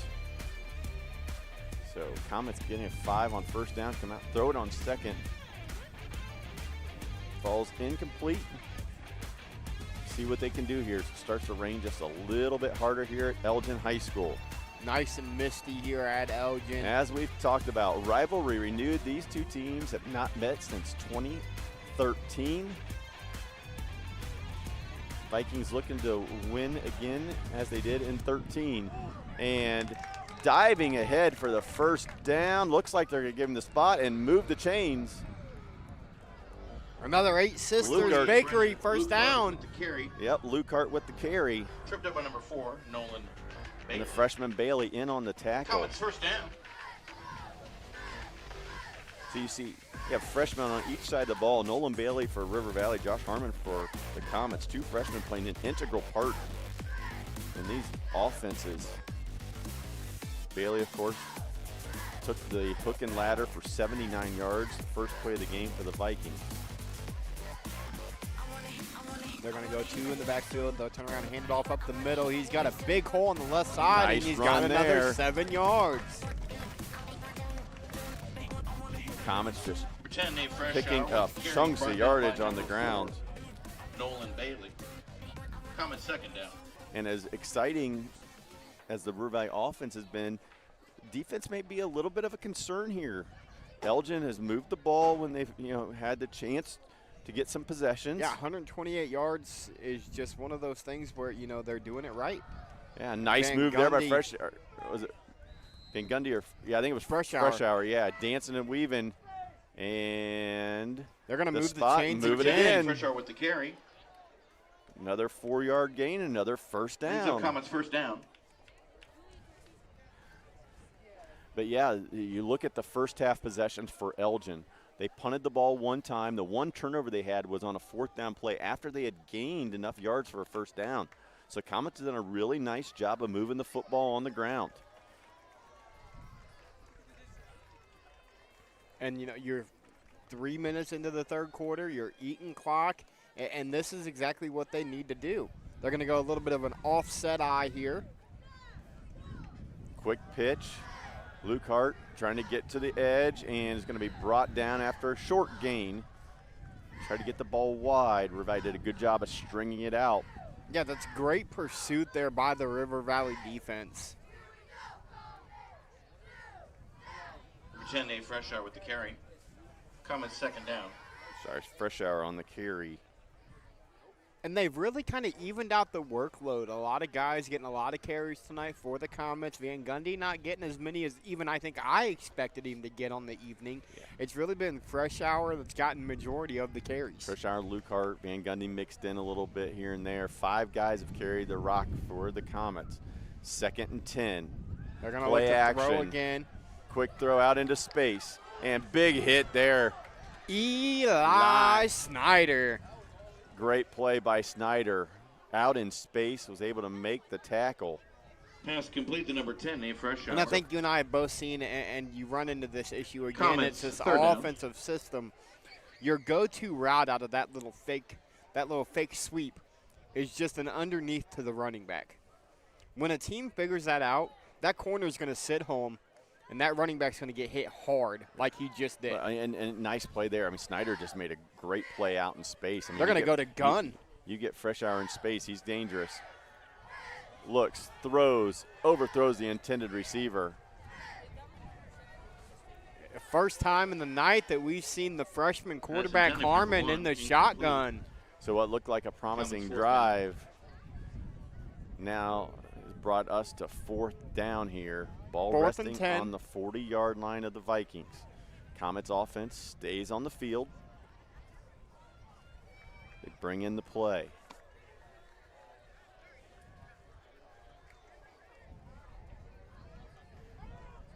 Almost a make or break drive right here for the Comets in this ball game. They'll go counter and he's not tackled by his own player as Carter Logan blew up the middle and pushed the offensive lineman back into Luke Hart. It'll now be River Valley ball with 7:44 left, and they're going to start on their own 40-yard line. So the Viking defense gets a stop after a couple first downs to start the drive for Elgin. And that's an interesting drive for Elgin, if you ask me, with Coach Winslow. You came out, you successfully ran the ball, as we're going to see Bailey get a handoff. He's going to get an edge. He's going to get about 15 yards on the run. You know, Bailey has a burst, man. Bailey with the carry, pushed out of bounds. Gets a little bit into space. He makes people miss. And as you said, a gain of about 15. Brings up another first down for the Vikings. Very elusive, very shifty is the freshman Nolan Bailey. They're going to hand it to him again. He's got a hole up the middle. And just shifty as he's going to get another almost 15 yards. Yeah, he got 20 on that carry. And there's going to be some space there, you know, with the Viking skill receivers and the way they threw the ball in the first half. You know, they're going to spread you out. then you get Bailey, who's shifty and quick back there. All he needs is a little crease, and he's quickly into that second level. As you've got one-on-one now on this side, they're going to throw a quick out. It's off the hands of Colton Lang. Pass intended for Only number the third 17, incompletion Colton Lang, for Chase incomplete. Smith. But here's the thing, Mark. You think Vikings about that. second down. You've got Nolan Bailey in the backfield, who's very quick, very shifty as a running back. And then you've got the athletes on the outside. They come out and establish a run game, force these teams to put 8-9 guys in the box. And then you throw it over the up top to Carter Myers, to Colton Lang, to these other guys, and Logan Krebs. I mean, this River Valley team has a chance to be very dangerous. They've got some weapons, that's for sure. Handoff Bailey, and he's going to be brought down. Good job there by the Elgin front, getting some penetration. Going to be a loss of a yard. Bailey with the carry. Looks like that was Lockhart. Brennan comes back, Brennan Lockhart comes in, makes a stop from his defensive end linebacker spot. Brings up 3rd and 11 for River Valley. Clock Might be the under first 7 third and minutes. long we've seen for River Valley on the night. 6:40 and counting here in the 3rd quarter. Smith looks.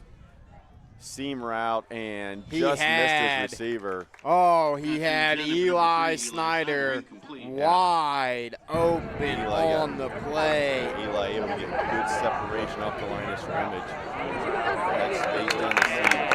A little bit of Pass intended for number that, and Eli's going to run under it. Instead, it falls incomplete.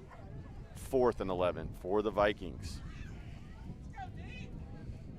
Chance for the Elgin defense to get off the field without giving up some points here.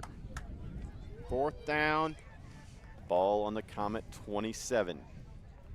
Chase Smith in the gun, 5 wide trips on the right side. He's going to take a shot down the middle, and it's caught by guess who? Eli Snyder. How about that play, though? What a catch by Eli Snyder. Touchdown, River Valley. They extend the lead to 27-8 with 6:27 to go here in the 3rd.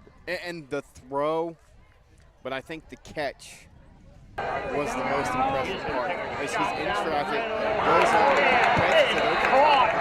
catches it as you do exactly what you're supposed to do. If you're Pass complete to number you missed 3. me once. Now I'm going to make you look good. Now I'm going to go get the football for you. 3 touchdown passes on the night for Chase Smith, as River Valley ups their lead to 28-8. So with 6:27 to go here in the 3rd quarter from Elgin High School, it's River Valley 28, Elgin 8. We'll be right back after this quick message.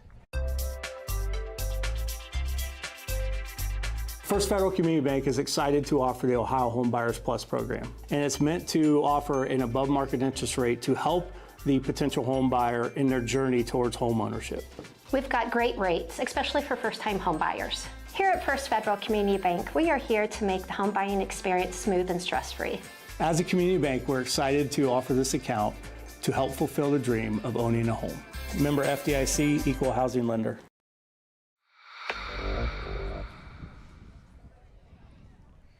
Welcome back to high school football. We are here at Elgin High School as the Comets are hosting cross-county rival River Valley. River Valley just scores on a 4th and 11, 27-yard pass from Chase Smith to Eli Snyder. Vikings ahead 28-8. And the ensuing kickoff is going to bounce through the end zone, so the Comets will get possession. Need to put a drive together here to stay in this ball game. I was going to say, this is a crucial offensive possession for the Comets and Coach Winslow. We talked about in the first half, they scored on that. We called a must-score drive. This is another must-score drive if you're Elgin. So the Comets take over on their own 20-yard line, trailing by 20. They're going to come out back in their normal wing tee.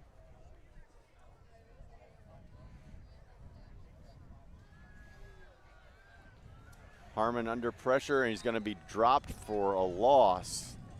Look like a little confusion there in the backfield. Trying to see who made the sack. Number 54 for River Valley. Blake Miley, 5'9", 200-pound junior for River Valley, slides through from his defensive end spot to bring down Harmon.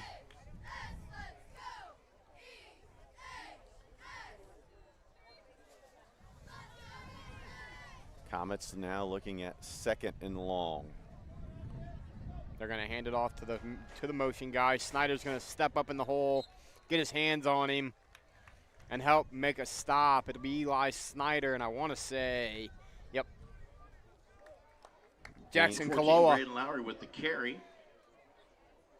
Brings up Comets 3rd down. 3rd down. Now, if you're Elgin, definitely not in 4-down territory, but now you're 3rd and 9, 3rd and long. Not a position you want to be if you're the Comets. Yeah, winning on 1st and 2nd down is so important in this kind of offensive system. You know, River Valley can get behind the chains a little bit, face 3rd and long, 4th and long. Saw the last possession, 4th and 11, they go 27 yards for a touchdown. Elgin, when you're using this run game, not seeing a lot of big plays. Braden Lowry with the Lowry will get the carry there, his first carry of the evening, and he's brought down by Snyder on the edge. Now Eli's going to go back. He's going to expect a punt. And I tell you what, you know, we've only called his name twice offensively, but he has made several tackles on the defensive side of things here this evening for the Vikings. Yeah, and just talking about the methodical style for Elgin, you know, they've had 3 plays on the night that have went for 10 yards or more. And then, you know, you compare that to the big play River Valley offense, you know, you throw in 79-yard play, 44-yard play, 50-yard play. That's a tough punt. And that's going to be about a 6-yard punt. River Valley will start on the Comet 31-yard line.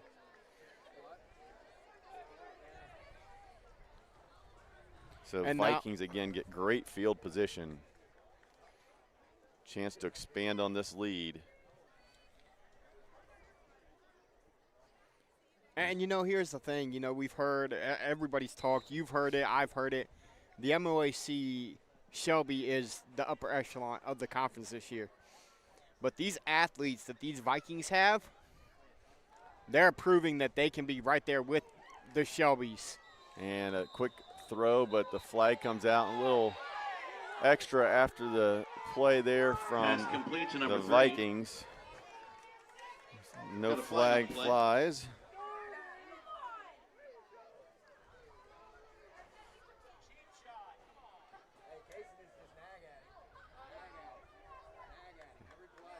And the flag looks like going to be offensive pass interference. I think the Vikings kind of a rub route, the pick. Yeah, pass to get interference on River Valley. Looking for like a screen play. They ran a rub route, yeah. And that's something that they're wanting to crack more on down this year. Officials are kind of being told, hey, we got to stop allowing that. Yeah. There's a lot of teams that get big yardage on those rub route slants. Well, going back to your comment about the athletes, and again, this is absolutely no disrespect to Elgin because their kids have played so hard and they've got some athletes out here. But again, you just look at the size of the schools, it's such a huge difference. It is. When River Valley gets into the MOAC, when you're facing the Shelbys and the Ontario's, you've got numbers. You know, it's such a numbers game.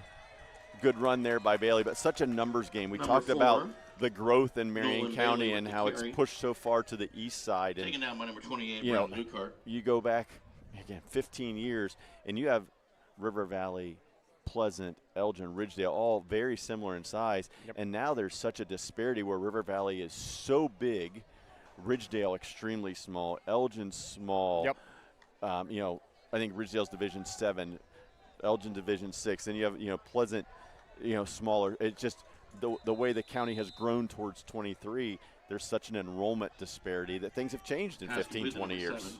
And I tell you what, you know, I love what I just seen right there from the, I wanted to say youngster because it's the first year back there, but from the veteran Chase Smith, poised in the pocket, makes a big throw, and gets a first down to Krebs, his first catch of the evening.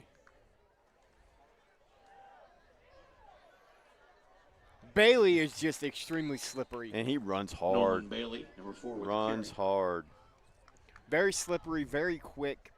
And here's the thing. River Valley You second know, you down. talk about these big guys like the Van Gundys of Elgin that are just big bodies that are hard to bring down.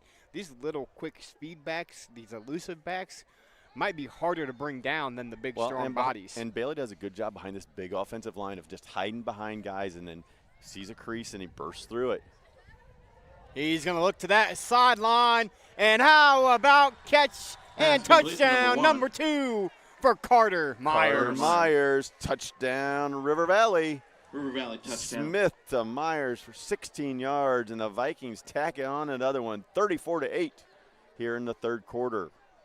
The fourth touchdown pass for Fourth Chase touchdown. Smith. It's not a bad day at the office for your first varsity gig since you were a 7th grader, huh? Not too bad for Chase. He has thrown the football very well tonight. And he's been very poised, too. He's been patient. He's found the open guys. I think that's something we're seeing different than I think what we've seen last year with Chase. There's exactly the point I was going to get to off of that is give credit to the Viking offensive line, because last year, Chase Ebert, you saw him scrambling for his life a lot of the games. And there were several games where it was play after play. He was just running for his life, trying to make plays. Chase Smith has had a clean pocket tonight. I think maybe one time he had a little bit of pressure, but you look over at him, his uniform's clean.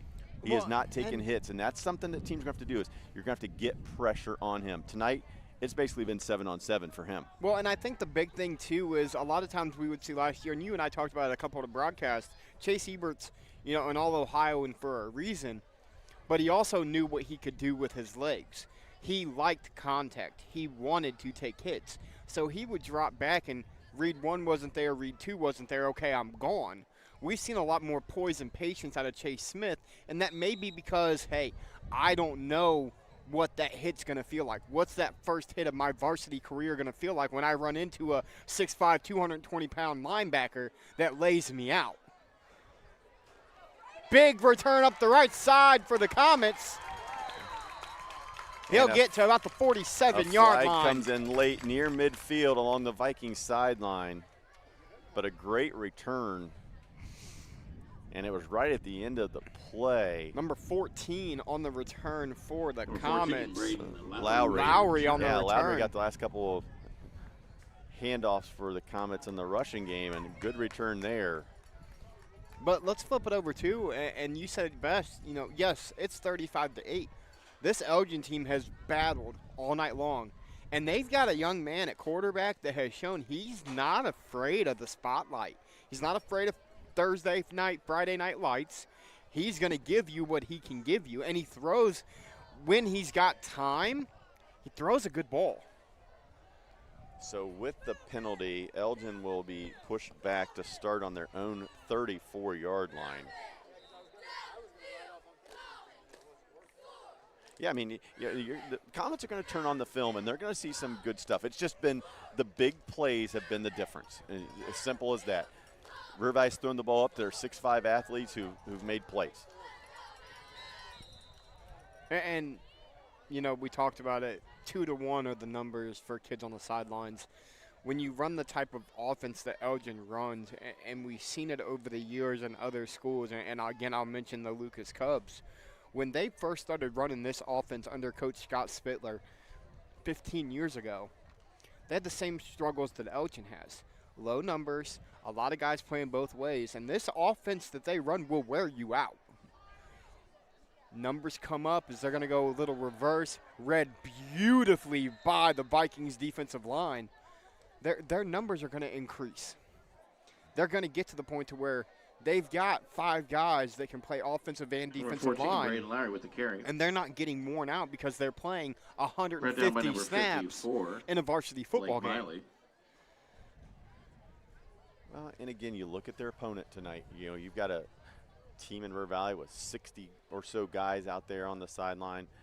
Yes, we've talked about Eli Snyder and Bailey and some of these athletes they have that are playing both ways, but they're also able to rotate guys in and out a lot, stay fresh. And Elgin, as they get in their conference schedule, they're going to wear some teams down, like you said, and they're going to find some success.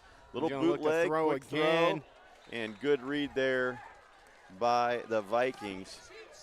Right there was number 16, Isaac Bedai. Bedai, yep. And we talk about Elgin. I'm getting ready to put their schedule on the screen for everybody while we wait. So next week they get Ridgedale. Then they get North Baltimore on the road. And then they come home for 3 straight. Ridgemont, Corey Ross, and Lucas. And then they go Winsfield, Goshen, Upper Scioto Valley, and then Perry and Hardin Northern. There are 6 to 7 wins on that schedule for these Comets. Yeah, and I think that's kind of the floor I think you're looking at for Elgin is I think – worst case scenario, you're looking 6-4, 7-3. Comets I think are going to have a really, really good season. And that's a big play for the Comets.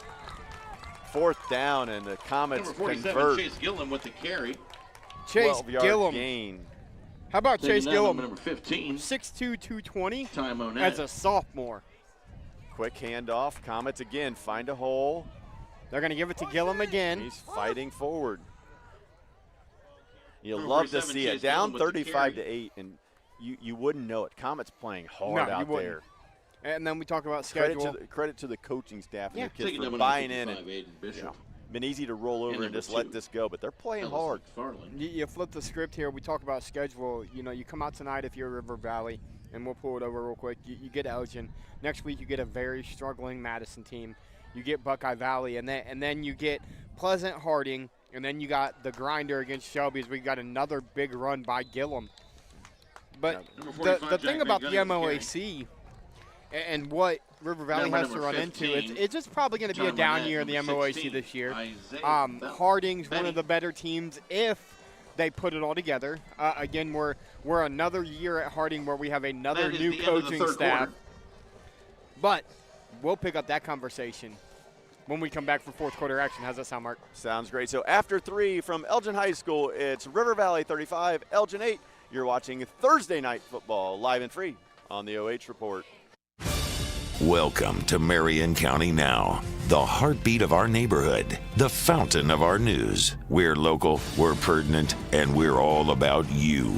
We're dedicated to keeping you in the loop, involved, and linked with the community. And the cherry on top, our service doesn't cost a dime. Marion County Now, our neighborhood, our news.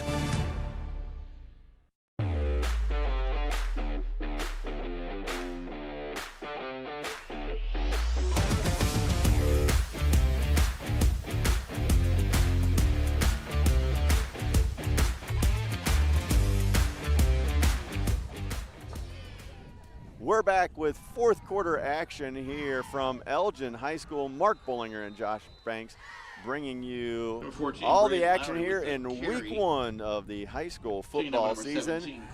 River Valley currently leads Elgin 35-8. Vikings have used the big play all night tonight to build this lead, but the Comets still fighting. Now let's pick this back up, talking about the River Valley schedule and Marion Harding in week 5. Harding is one of those teams, another year, another new coaching staff. I've seen a lot of the articles. I've seen what Mr. McCurdy, the Marion guy, has to say about them, and he thinks that they're going to be the best team in Marion County this year. That's a great open field tackle by River Valley. Number 45, Jack Number Van Gundy. 15, Ty Monette. Comets 3rd down. Yeah. So looking specifically at this River Valley schedule, again, we're just looking strictly on paper. We know they're 14, 18-year-old kids out here playing the game. You never know. But the reality is, if you're a River Valley fan, you look at that. 9-1. You expect 9-1. But you're saying we're 4-0 going to Marion. I say you're 4-0 going to Marion Harding. And I think that I truly think that Harding game could be the difference maker for their season. You beat Harding, you go to 5-0, and then you get then you get Shelby. It's tough to go Harding Shelby back-to-back weeks. They're going to go handoff inside. Great tackle there on the inside. There's Kaloa again. I tell you what, we talked about Carter Logan, but Coloa's had Jackson himself Close a night. Played well tonight. All the Vikings have played well in the trenches tonight. That's been a big factor. But go ahead and continue on. I could see, 5-0 after Harding. And the thing about Shelby is the upper echelon of the MOAC this year.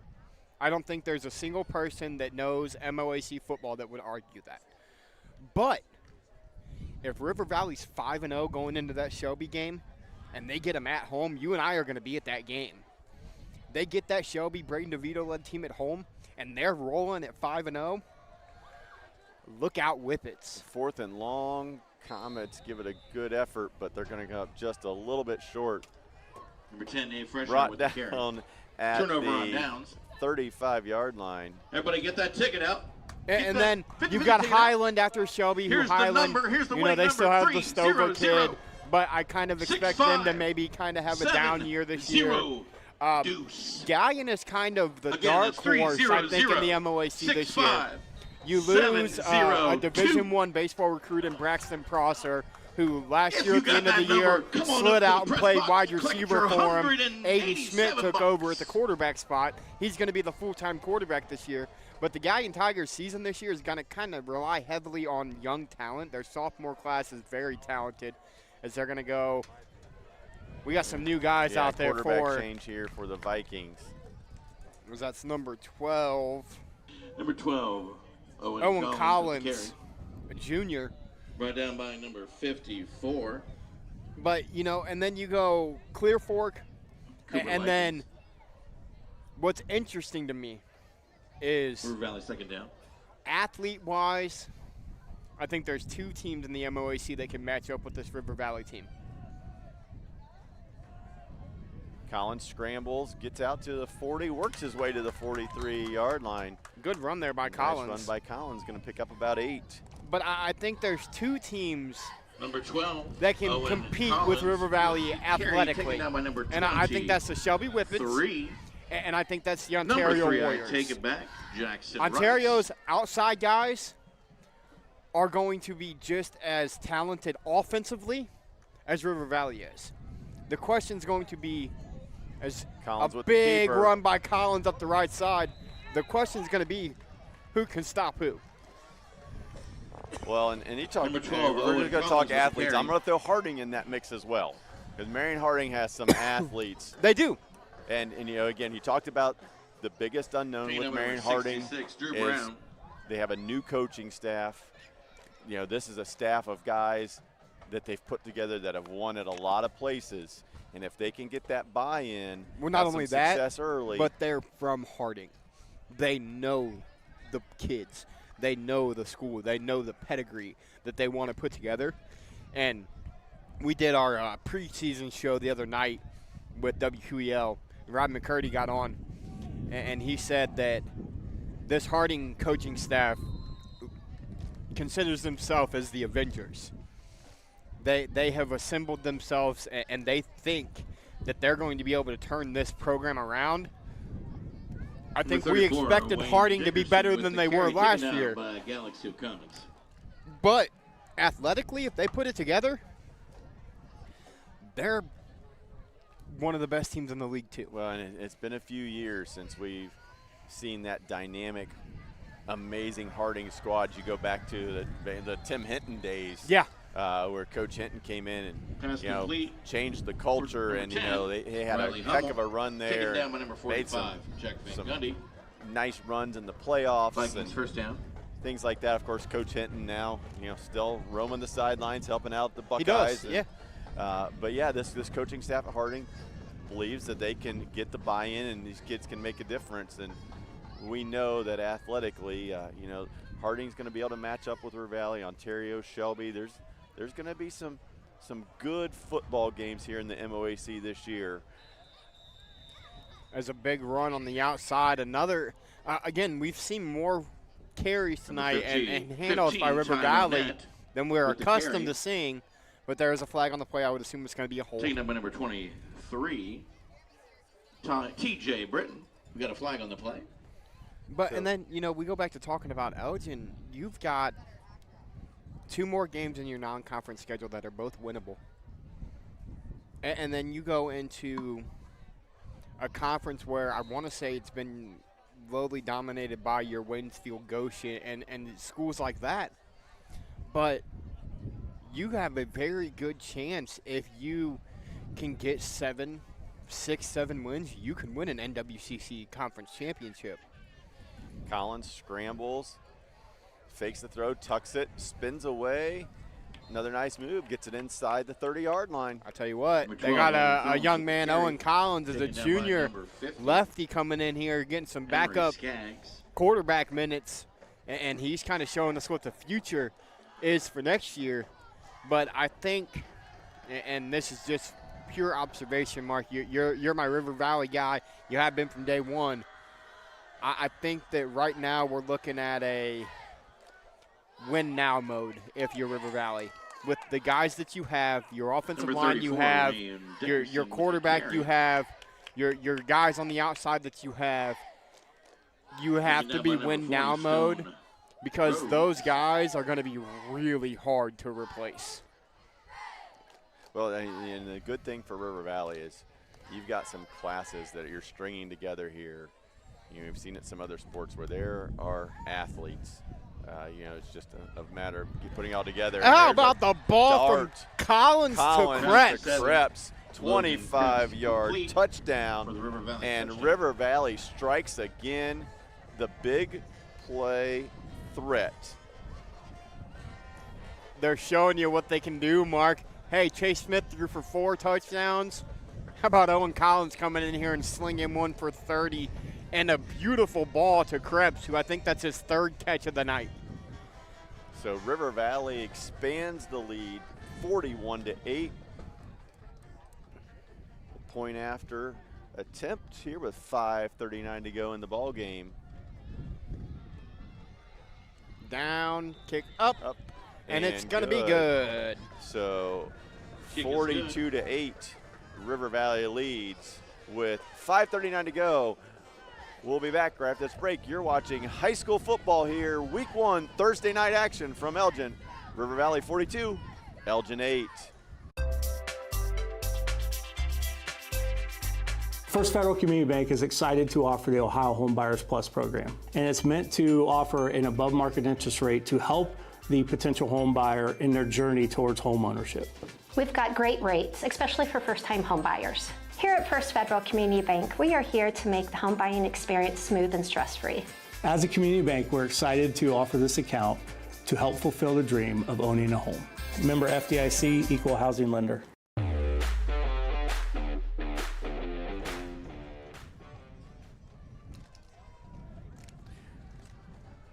Thursday night football here in western Marion County. River Valley leading Elgin 42-8 with 5:39 to go. Vikings strike again on a pass from Owen Collins to Logan Krebs to get us into a situation now where it should be a running clock. As it is. And again, the big play strikes from River Valley have just been the absolute difference tonight. Started off with the first play of the game for 79 yards and a touchdown, and it has just been the theme of the evening. Another good return here by the Comets. A couple of those they've done a really good job of blocking on those kickoff returns, getting in good field position. Well, and here's the thing, when you catch it full speed, it makes it easier to kind of find a hole versus catching it and having to get yourself up to full speed. Over at midfield. There are 2 big returns that have gotten to midfield. He has caught the ball while in full sprint, and that's what's allowed him to kind of find those holes just a little bit better. Yeah, last kickoff return, Comets had in plus territory, then had the penalty. Yep. This time, clean blocking up front, no flags flying. Comets take over right at midfield. And we'll see kind of what they're going to do offensively. Are we going to see them come out? Yeah, they're going to stay in their wing tee. They're going to stay with they're going to go offset eye. They'll bring a motion. They'll toss. Nice job by Lowry reading his blocks and picks up a good chunk, about 12. Number 14, Braden Lowry. Comets continue to brought the down rock. by number 19. Bowery kind of showing what he's capable of. And you know, at some point during the season, they're going to run that little pitch, and they're going to. It's going to be an 80-yard run. It's going to be a halfback pass. They're going to get something. As there's the big fella again, number 47. Number 40, Chase Gillum with the carry. Gillum. Again, just another nice pickup. Gain of 7. For those of you still with us. And, you know, Elgin, you'd love to get a touchdown here. Just a little confidence boost. Feel a little bit better about yourself going into week 2 when you take on the Rockets from Ridgedale. Handoff up the middle. A slew of Vikings there. But a first down as they get it into number 45, Jack Van Gundy Viking territory, a little deeper, about the 30-yard line. So I jump into our YouTube comments, kind of see how many people we got watching, and Mr. Colin Boyd's in there saying, hey, Josh Banks, we hear you talking, but you haven't mentioned those Colts. They're going to shock the world this year. I would say that Clear Fork country is Mr. Skoronsky's country. He kind of does our Clear Fork coverage. I do think Clear Fork is going to shock some people in the MOAC this year. 14, Braden Lowry. They've got their quarterback back. They've got the athletes around him back, but they are replacing a lot of offense that they lost last year. Roll out, throw, falls incomplete. Pass intended for number 5, Aiden Anderson, incomplete. Now, while we have a second on that incompletion, I'm going to go ahead and give a quick shout-out to all of our sponsors this evening who are allowing us to bring you this action right here live and free on the OH Report. First Federal Community Bank. Banking locally just got a little easier. North Central State College, providing individuals with the knowledge, skills, and inspiration to succeed in their chosen paths. Arcelor Mittal, smarter steel for people and planet. Hiring now with competitive wages and benefits. Visit ArcelorMittal-Ohio.com and click careers for more details. As another big play for Elgin. Gillum. 47, Chase Gillum with the carry. The Ohio State University Marion, enhancing student development by supporting meaningful experiences inside and outside the classroom to build a more spirited, vibrant future. Eight Sisters Bakery. Number 12, Josh Harmon with baking locally just got a little easier. 4th and short. Harmon on the quarterback sneak. Good push there by the Comets. Quickly back to the line after picking up 6 more. Comets threatening to score. Handoff. Cuts it back and down to about the 11-yard line. Gain of 5. 122 and counting. And our last sponsor we want to thank, of course, Marion County Now. We're all about you. And like our friends at the OH Report, we're free to readers. Marion County Now, of course, bringing you all of these games as well. As Mark and I, other than me tomorrow night, I will be in Monroeville. Every other game that we are doing on the headset this year together, we are in Marion County. Well, we're really looking forward to it because, you know, you're going through, and we talk about some of the athletes and things like that and throughout the MOAC. It should be a very competitive MOAC season. It's going to be a lot of fun. There's going to be a lot of good football games between some evenly matched teams. And everybody that I've talked to has been out seeing the scrimmages and watching teams and this and that. Yeah, they talk about what should be a very balanced MOAC. Yep. Dave Van Gundy, number 45. It seems to be the consensus that DeVito is the difference maker that puts Shelby in a little bit of an upper tier kind of by themselves. And then they think there's just, you know, people just think there's a group of teams that, you know, who's going to emerge out of it? 45. There's Van Gundy in for the touchdown. Punches another one in for the Comets. So Van Gundy scores here to make it 42-14 River Valley over Elgin. But the MOAC, they think there's going to be a lot of teams right there kind of hanging in the middle. And, you know, I've heard people talk about Gallion and Clear Fork and River Valley and Ontario and Marion Harding. Those teams all being talked about. Who's going to emerge and become that contender? Those 1 or 2 other teams that's going to look at the Whippets and say, we're going to give you our best shot and see what happens. Well, and I'll tell you right now, you know, we've got 3 games live and free tonight. As they're going to make and the kick it up and good. we're going to be, we've got 2 other games tonight. Mohawk hosting Tiffin Calvert, and the Colonel Crawford Eagles. I'll tell you what, something we've become accustomed to, traveled all the way to Fairbanks for opening weekend. Well, and actually, that game got moved. Yep. Fairbanks putting in new track, putting down new sod at their football stadium and things like that. It wasn't ready, so they went down to OU, so they're playing at Ohio Wesleyan tonight. Last I saw, Colonel Crawford was 21-0 taking care of business early. Let's go ahead. Actually, we'll check on those other games that we have going on live and free on the OH report for you right now. I think the big thing, though, is we go back to MOAC talk. It is going to be, you said it, Braden DeVito is kind of the difference maker for Shelby. But you've got some other guys in this conference. Aiden Schmidt at Gallion, the new quarterback. You've got Trey Remy at Ontario, the new quarterback.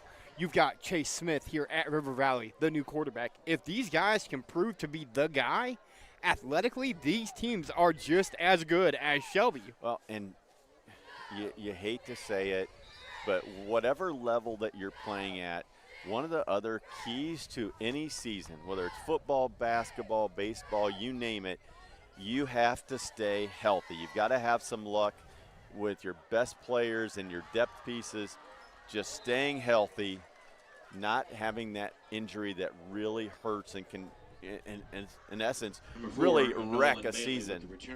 And again, we see the freshman Bailey showing off the explosiveness, like lightning in a bottle, man. He caught that football, took off down the sideline. And score update for everybody. Colonel Crawford at halftime, just now halftime at OU, leads Fairbanks 35-7. And you know what I think the big stat you're going to be shocked about this year? Colonel Crawford returns 2 amazing running backs as they're going to come out in victory formation here, and Connor McMichael and Dom Dean. They've thrown for 210 yards against Fairbanks. But their quarterback is one of the best point guards in the area, Mr. Braden Holt. And then Mohawk leads Calvert 32-0. But you want to let us go here? Yep.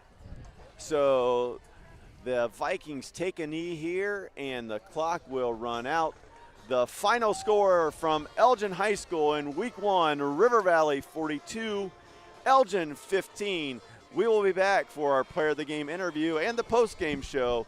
You're watching Friday Night Football on a Thursday night from Elgin High School on the OH Report, live and free. We'll be back right after this quick message.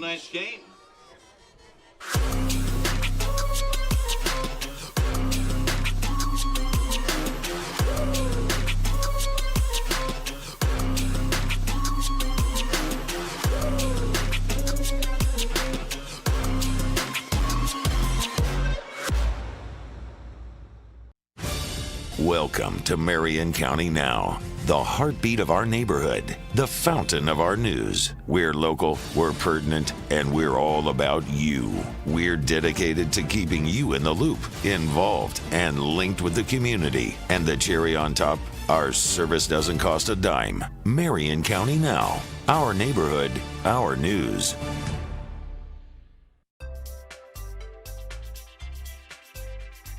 First Federal Community Bank is excited to offer the Ohio Home Buyers Plus program, and it's meant to offer an above-market interest rate to help the potential home buyer in their journey towards home ownership. We've got great rates, especially for first-time home buyers. Here at First Federal Community Bank, we are here to make the home buying experience smooth and stress-free. As a community bank, we're excited to offer this account to help fulfill the dream of owning a home. Member FDIC, Equal Housing Lender. Take a look at all the action from Friday Night Football right here in North Central Ohio with great analysis, highlights, coach interviews, and so much more every single Friday night right here on the OH Report.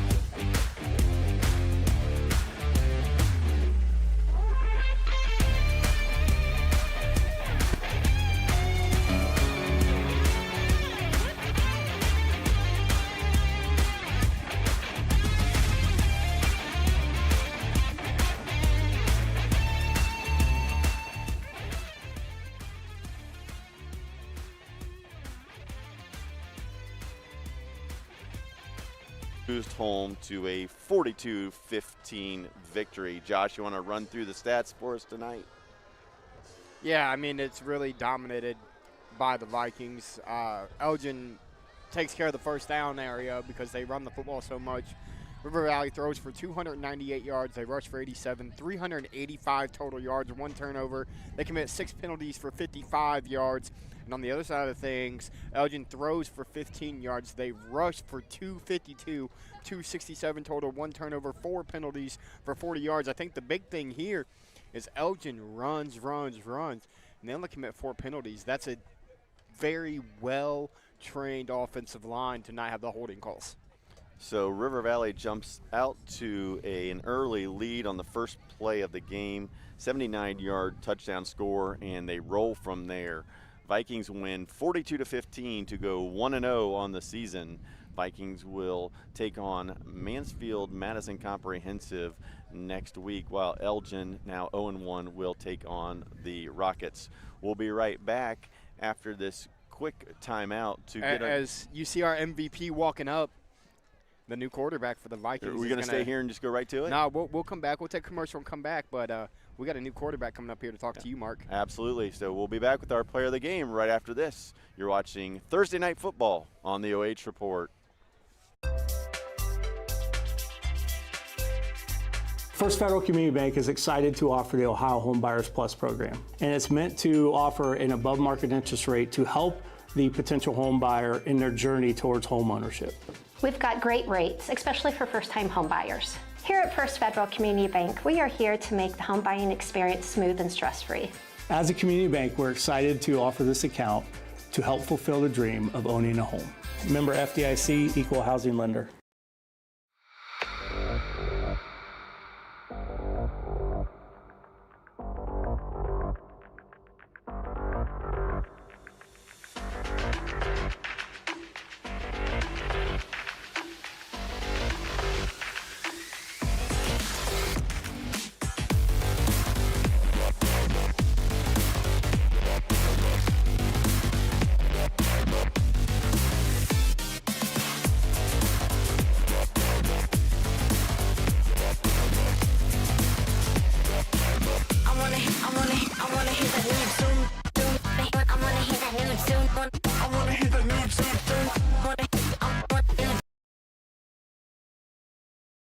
Welcome back to the Arcelor Mittal player of the game tonight. It is River Valley senior quarterback Chase Smith. And Chase, you put up great numbers tonight. You threw for 254 yards, 8 of 12 unofficially, 4 touchdowns. But before we get into the performance tonight, let's just talk about the fact that you are out here. People know you. You're a basketball guy. You're pretty darn good on the golf course. Now you're out here on the gridiron. What made you decide to play after taking some years off? It was just the guys just kept trying to get me to come out every year. So I just decided to give them what they wanted, and Myers decided to come out too with me. So it just all came together. So obviously great to have you, under center if you're the Vikings, or in the shotgun if you're the Vikings. How hard is it? Because if I understand correctly, you're still playing golf, correct? Yep. You were first team all-conference golfer. You put up great numbers on the golf course last year. How does that schedule work out for you, and what are you doing with that? Before school, I had golf in the morning, then I'd go to football in the afternoon. But now it's kind of meshing together, so I just pick when I have to go to football or golf. It just depends on the day. And obviously tonight we saw a great performance here in week number 1. As we said, over 250 yards passing, 4 touchdowns. One thing that we talked about all night long was the protection. Your offensive line did a great job, kept you clean all night. Just talk about your O-line for a few. I mean, they did magnificent tonight. Carter Logan getting after it. I mean, all of them, 5 of them getting after it in the front. Yeah, they did a great job. I think maybe one time you got touched tonight by the Comet defenders. And then the other thing is, man, are you blessed. You look out there with your skill guys, and you've got 6'5" athlete in Myers, and you've got 6'5", Krebs, and we're not even talking about Lang and Snyder and Bailey. What about those skill guys? It's just a matter of getting them the football. Yeah, I mean, I just got to get it to them, and they'll make the plays no matter what. Like the first play of the game, give it to Myers, then Nolan comes around, touchdown. It Yes. was easy. So it was easy. That's what we're going to talk about. I was like, how excited were you guys coming in? I presume you worked on that. You knew first play you're going hook and ladder. Yep. It was a blast, man. All week prepping for these dudes. On to the next week, though. Yeah, so the Vikings end up going 1-0 with an impressive performance tonight. I guess the last question I have for you is, you've got this first game out of the way and stuff like that. Are you ready to take that first big hit? Yes, I am. Yeah, you ready to take that first big hit? Tonight's Arcelor Mittal player of the game, Chase Smith, unofficially 8 of 12, 254 yards, 4 touchdowns as the Vikings roll in week 1, 42-15 over the Elgin Comets. We'll be right back after this, but before we get out of here, Chase, you have any shout-outs tonight? I'd like to shout out the coaches for letting me do both, my parents, and just the O-line and all the athletes we got. Sounds great. We will see you several times throughout the season, and we'll be back right after this quick break. You're watching Friday Night Football on a Thursday on the OH Report. Good job, Bill. You just wanted everything. Welcome to Marion County Now, the heartbeat of our neighborhood, the fountain of our news. We're local, we're pertinent, and we're all about you.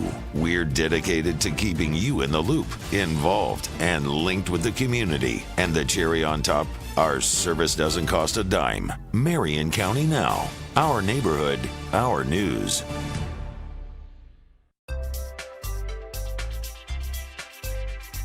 First Federal Community Bank is excited to offer the Ohio Home Buyers Plus program, and it's meant to offer an above-market interest rate to help the potential home buyer in their journey towards home ownership. We've got great rates, especially for first-time home buyers. Here at First Federal Community Bank, we are here to make the home buying experience smooth and stress-free. As a community bank, we're excited to offer this account to help fulfill the dream of owning a home. Member FDIC, Equal Housing Lender.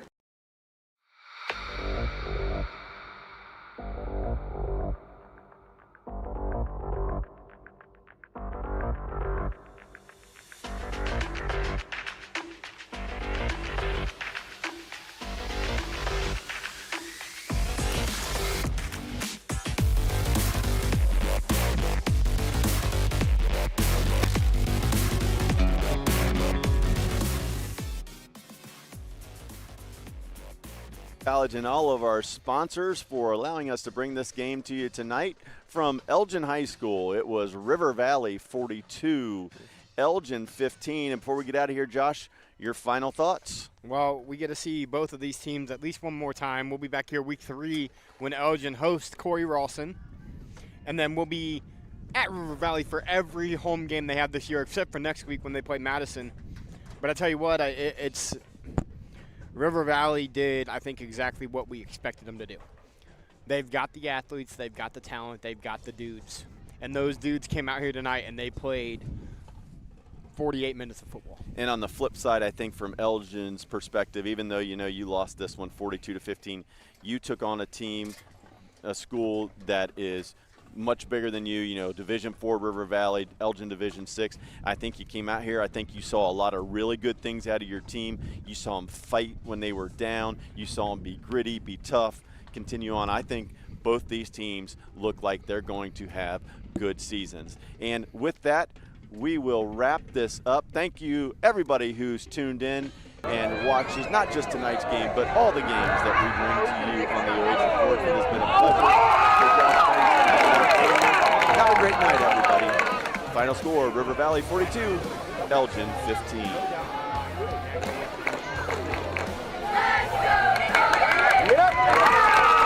Number 45, Jack Van Gundy in.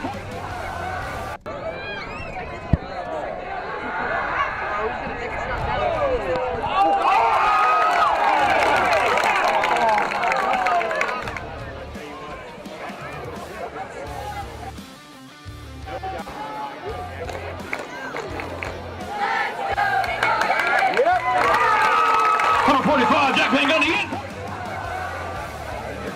Nice in there. 2-point conversion is good.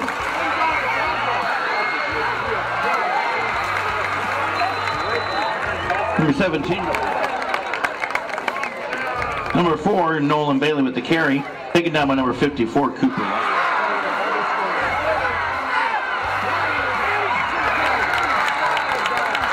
Pass complete to number 17, Colt Lang, taken down by number. Got a fumble on the play, recovered by the Comets.